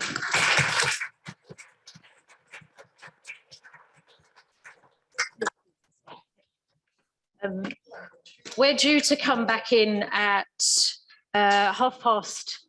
Well, we're way past that one now, aren't we? No, we're due to come in at 3. So yeah, if we can come back here at 3:05, that would be great. 3:05. Yeah, perfect. Thank you very much. Okay, everyone, we're back. Yes, so we're at the time in the afternoon where we move to the Ian Morley Prize ceremony. And I'm not going to talk for very long at all. I'm going to hand it straight over to the chair of the trustees, Don McKee, to give some reflections and to announce the winner of the prize. So over to you, Don.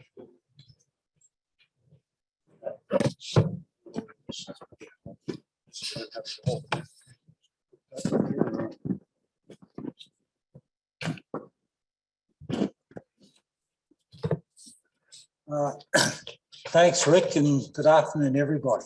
It takes about 2 minutes to announce the Ian Morley Prize winner, and it says we've got to go till about, what's the time on the program? 10 to 4.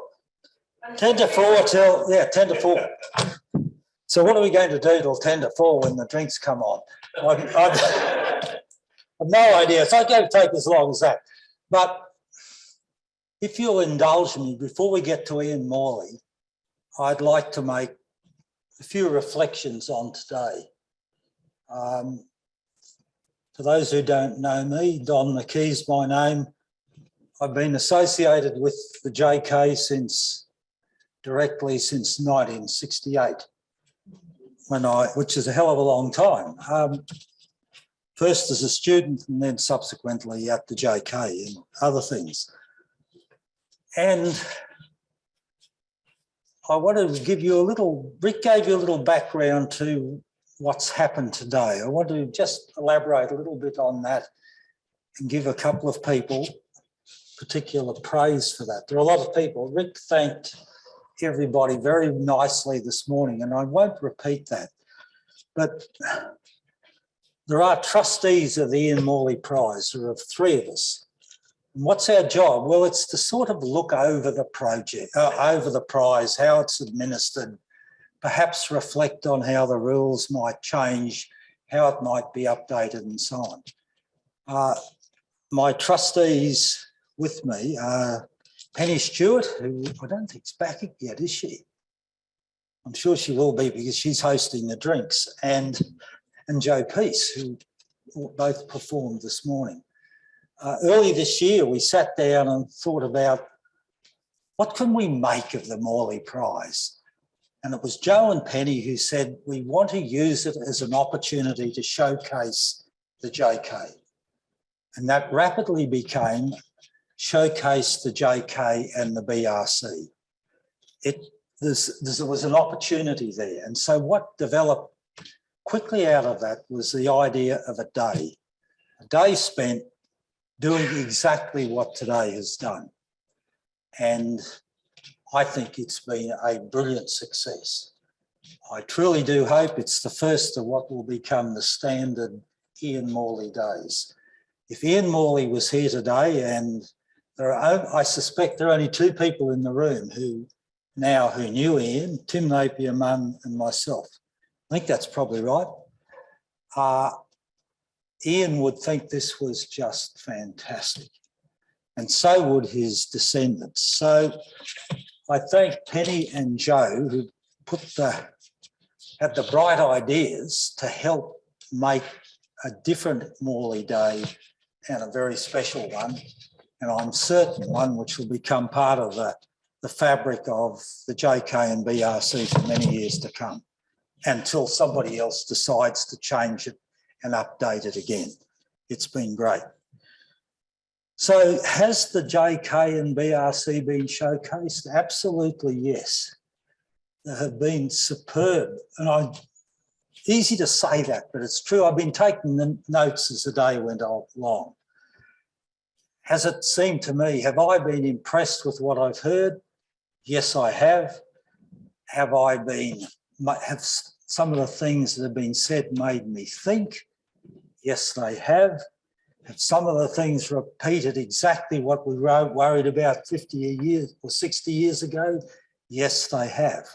No surprise in any of that. But as a day to make people think, to tell an audience what's going on, it's been superb. There have been three things. There have been presentations, posters and panels. Well, the presentations have been uniformly excellent. The standard of what was presented was great. It really was. It would stand up anywhere. And the demand of making short, sharp presentations is very, very difficult. The posters, I grilled a few of them out there. I didn't understand a lot of them. Doesn't matter. They told a story, and gee whiz, a lot of people put a lot of time into preparing the posters. And the panels, well, the two panel groups were great. They were very well selected, Marcin and Anita, wherever you. And they did the afternoon and the morning crowd.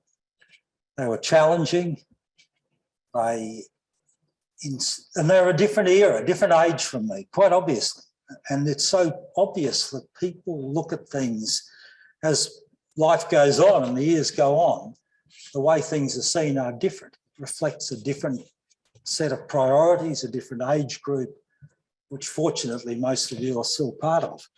So that's been wonderful. I go back, we thought right from the beginning it would be good to have a former winner of the Ian Morley Prize to kick the day off. Well, Maida did it magnificently. I said to her when it was all over and done with that I hope the presentation, whoever was going to speak, wouldn't give a technical presentation. That was what I hoped would happen. And sure enough, she didn't. It was just wonderful. She talked about her experiences. They are the same experiences that everybody to a greater or less extent has as a PhD student, as a higher degree student, and no different from the experiences in so many ways, the doubts, the uncertainties and so on that were there when I was at the JK in the late 60s and early 70s. For the group to hear that, for the student group to hear that, recognise that that's the journey you're on and that there are no shortcuts in this business. It's hard work and hard grind. Anybody who's done a PhD or a serious master's know that. I thought she spoke absolutely brilliantly. She talked about the friendships that she has made and the support that she's had through her time as a student, which is all well. That's no different from what it was 50 or 60 years ago when there were 5 or 6 of us. And of course, that would be true in any decent postgraduate outfit. In that regard, I suspect we love to think the JK is unique in that regard. In truth, I'm sure it's not. There are other places which would do something similar. The location here does help because you're all stuck together, and that's a good thing. You're not at St. Lucia. But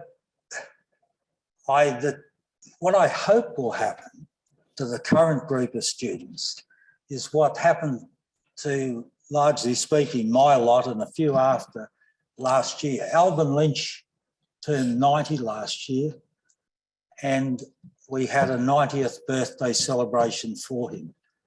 And present were about 15 or 20 of former students from the 60s and 70s.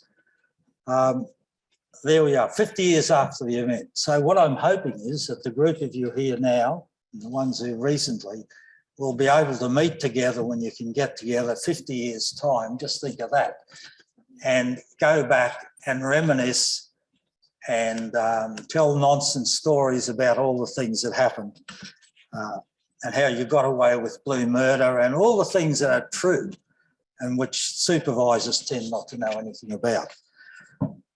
So there were a couple of reflections. The technical sessions this morning, two things fascinated me. One is how things don't change and one is how they do. The one that hasn't changed is soft sensors. This is getting back into a bit of technical stuff. If Alban Lynch was looking down on this today, he would smile and say he and his student Rao created the first soft sensor in Mount Isa in 1965. It was used as part of the first ever grinding control system in Australia and one of the first in the world. It was a means of predicting particle size. It was a soft sensor. So people have been trying to do that for 50 years plus, probably still be trying to do it in 50 years' time. The one that's so changed is flotation. And I sat there and thought, 50 years of progress in a technology. 50 years ago, we all knew, and I was part of this, that there were two things you couldn't do in flotation. One was you couldn't float fine particles, and the other was you couldn't float coarse particles. Well, that turned out to be totally wrong. Flotation today is a different world from what it was 50 years ago. It's a combination of technology, machines, and so on. So it's a wonderful example of progress, of technical progress, and how things do develop and evolve. Lisa, I think, talked about collaboration. The hardest thing to do in all of research, or in a company, or probably in a home environment for that matter often. What I hope will happen if I was here this time next year is to hear somebody stand up and say, this project between the BRC and the JK is a genuine collaborative project funded by one or two industry partners. That would be a great achievement. I don't want to see any other university in it. All that does is generally complicate the matter. Looks great on a piece of paper, but doesn't necessarily achieve very much. BRC and JK could say together, we have this project to do with whatever the heck it is, and it's funded by companies X and Y. That would be fantastic. If you can achieve that, you can achieve anything.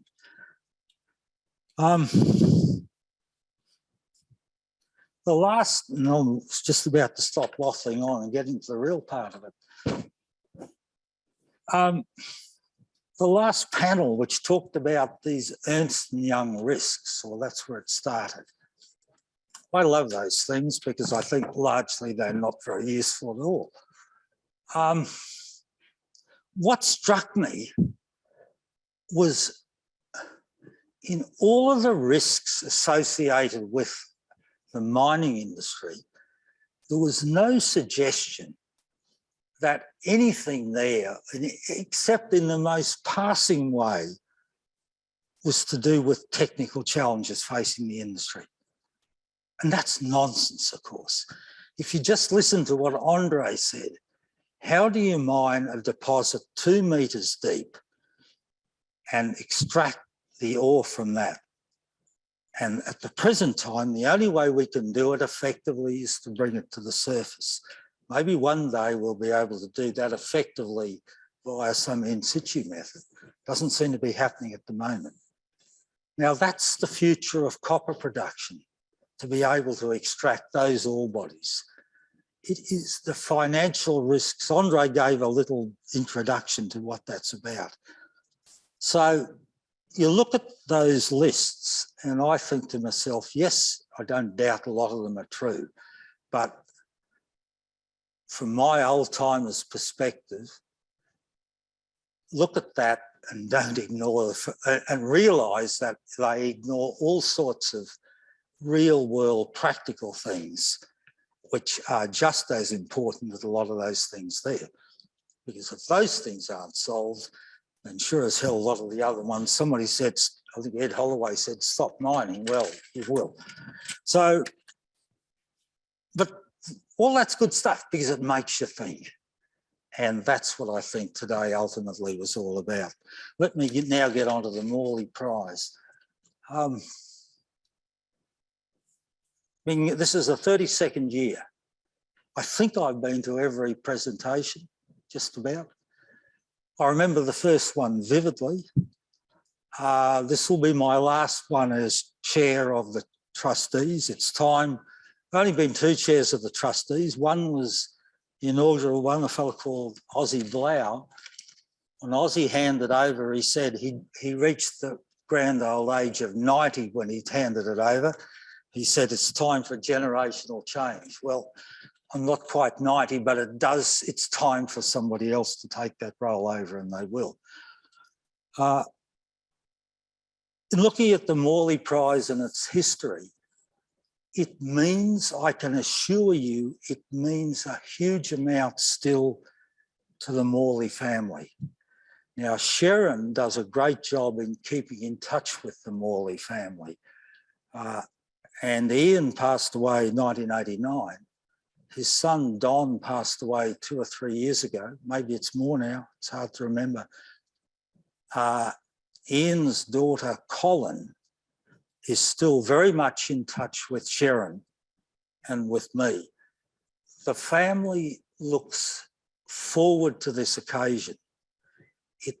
The details of whoever becomes the Ian Morley Prize winner will go off to the family this afternoon, and they'll read it with great interest and a high degree of pride. Colin's online. Colin, if you're online, welcome to the event. So it's a very family thing. Colin asked me, and this is almost the last bit, to mention that when the prize was set up through a bequest in Ian's will, his friends added to the value of the prize. They donated to the fund. And one of the friends was, or a couple, Ed Shannon and his wife. Now, I didn't know of any of this, but Colin sent me the details. Ed Shannon was a senior oil person, American, who spent time in Australia in the 50s, knew Don Morley and his wife well, were great friends of those, were people who donated to the prize. Colin asked me to mention this, but it gives you an idea of the sort of the family connection to it, the friends connection to it. So this is more than just a prize with a name on it, which has got no connection back to serious people and serious roots. That's why it means a lot.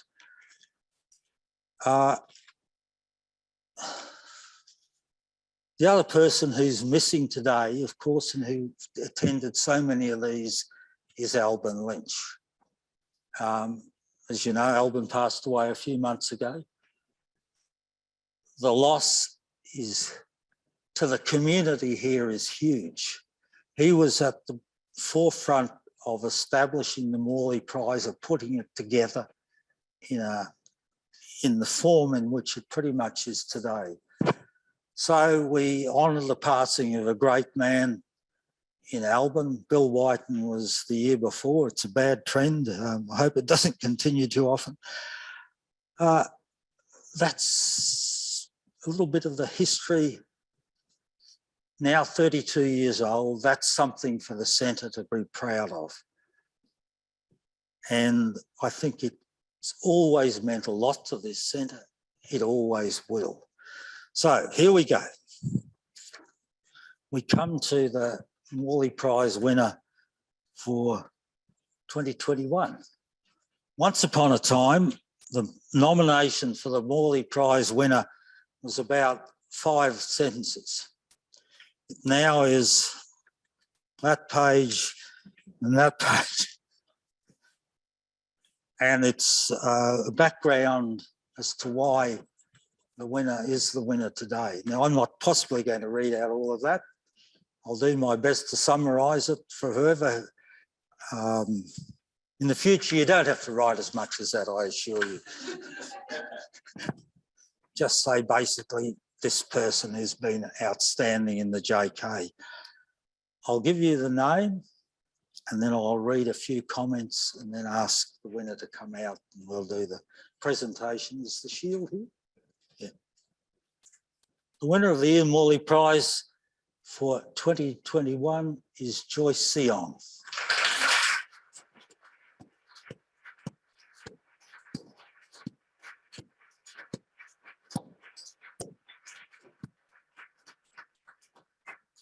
Now, before you come, well, please come down. And I'll read just a few things that is said here.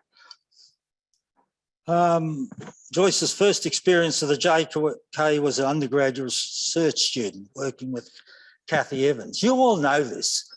I don't have to read very much. The case, if you like, was put together by Angus Morrison. And he says, I first met Joyce in 2019 when she joined my group as a master's student working on the JK's first ACAR projects in some years. It surely must be. She was, here we go. What he says, why, by JK standards, she was a young and inexperienced student. Well, I'm not sure that deserved a mention at all. There was a time when almost all students were young and inexperienced. Nothing wrong with being young and inexperienced. When she started, she made up for it with drive, determination and natural ability that cannot be compensated for by years of experience. Project to do with coal breakage, and then have about 3 paragraphs of how it's been tough going, how site work's been tough going, how she had to battle through to put those challenges, site challenges behind it. Well, I'm pleased you did. I'm not surprised. It's what generations of people at this place have done, and it now is generations of students. And we then come, so that's the first part of the almost criteria for the prize, somebody who's done great work. The second bit is about being part of the fabric of the JK, being involved with the student groups, contributing in an all-round manner. Joyce, you clearly meet all those criteria. I'm delighted to congratulate you as the winner of the prize.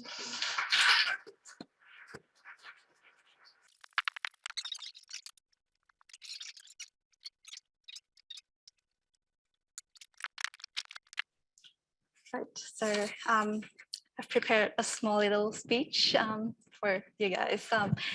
First of all, I would like to thank the late Ian Morley, his family, his daughter Colin Storer, and the trustees of Ian Morley Prize, Professor Don McKee, John Pease, and Penny Stewart for awarding me with this highly prestigious award. It is a great honor for me to receive this award and to be listed alongside with the award's previous recipients. The JKMRC and the SMI had provided me with great learning environment and the opportunity to be a more capable person. So my PhD journey here is actually truly a roller coaster and a steep learning curve for me. My project relies heavily on site work, and as anyone here would have expected, it did not go as smoothly as we expected. And multiple problems arise during the site work and during my candidature here, and we have to change the scope a couple of times. So as a fresh graduate out of university, I was truly overwhelmed by all these problems that are coming to me, and I just couldn't hold it. But fortunately, I've got a really good advisory team behind my back. So I would like to express my gratitude actually to my advisors. That's Dr. Angus Morrison, Associate Professor Kim Rangi, who's not here, and Mohsen Yahey as well. So Angus, who is my primary supervisor, has been extremely supportive and have trust and believes in me. There were times when I have fallen into self-doubts and be demotivated by all the difficulties that I'm facing on site. And as what Maida said this morning in her inspirational talk, there are times that I wanted to give up and couldn't go on. But Angus would always remind me that we are also achieving some good results and would lead me back onto track. So I wanted to say a big thank you to Angus right there. And I'm lucky to have you as an advisor who provides me with such good guidance and encouragements. So to Kim, she has always been very nice and encouraging to me. She's always someone that I looked up upon to since day one of me approaching her to talk about this project. I remember there was a time when I was still an undergraduate student, and by just talking to her, I was able to be greatly influenced by her passion in research and in flotation. So since then, Kim has always been very supportive of what I'm doing and will always be there to direct me back on track when I go out of scope. So I would like to take this opportunity as well to tell you that I've learned a lot from you, Kim, and in terms of technical knowledge and also how to actually become a better person. So thank you, Kim. So not only that, due to my lack of site experience before, I had no idea what to expect when I go on site. So during the one-day preliminary site visit that we had in the beginning of my candidature, I had the chance to actually learn from Angus and Mohsen on how to actually communicate and work with the site personnel and how to get the most out of the site visits. So this has greatly influenced me on how to actually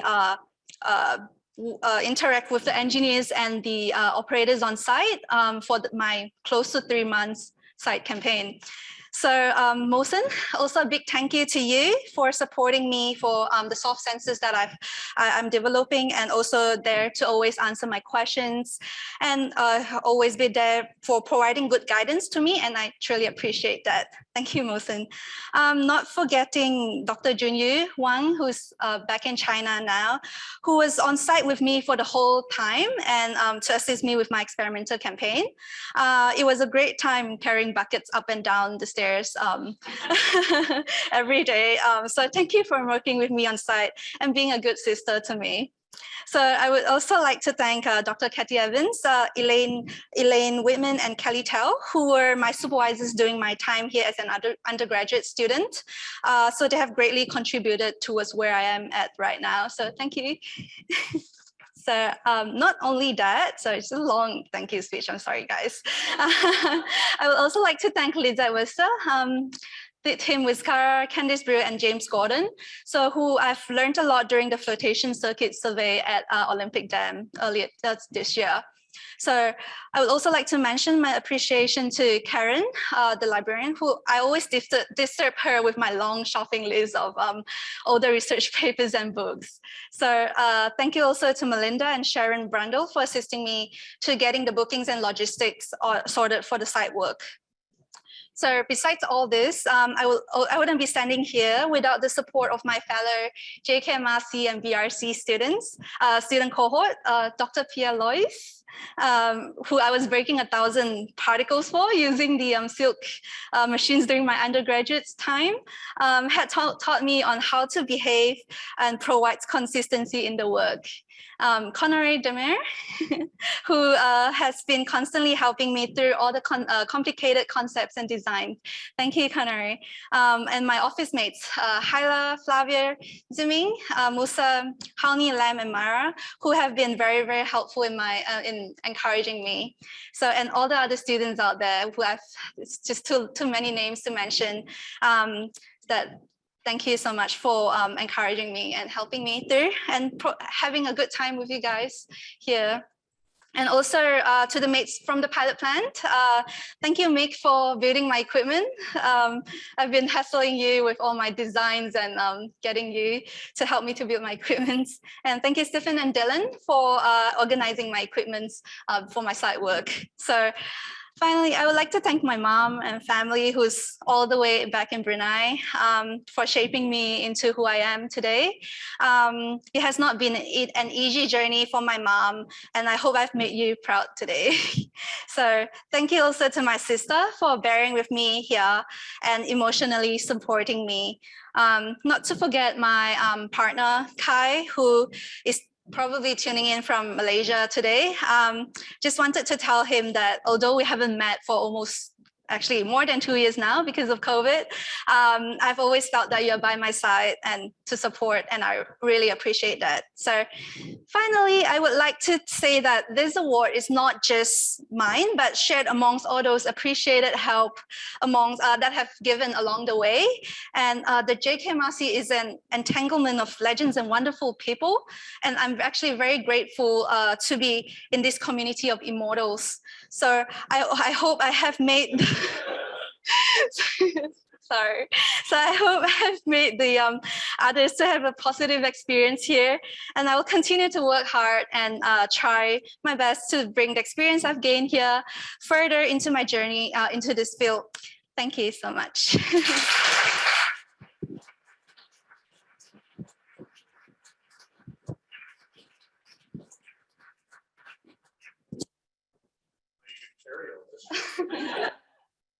That's beautiful. These for you too. Thank you. Thank you. Now.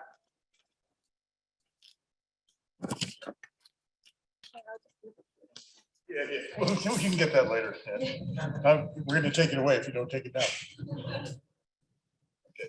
Is this working? Yeah. Okay. Well, we're 10 minutes early. I hope nobody complains if we, go to the drinks 10 minutes early.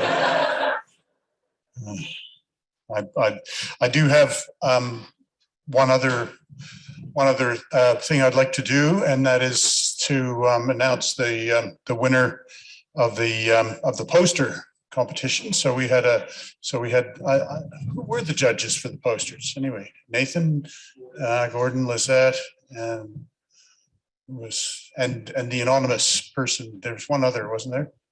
Or maybe not. Anyway, it doesn't matter. The winner of the best poster is not here. He's in Chile, Enrique Saez. So congratulations to Enrique. So we have a book for Enrique on process mineralogy. And when he gets here, which hopefully will be in the next 3 months or so, it'll be waiting for him. Or maybe we can send it to him, but he probably, he might have other plans over Christmas, so we won't send it to him. But we also want to mention that there was a highly commended poster as well from Nurasil that the judges mentioned, and we'll organize. I'm not sure what prize yet, but Nurasil came a close second. So congratulations to Nurasil as well.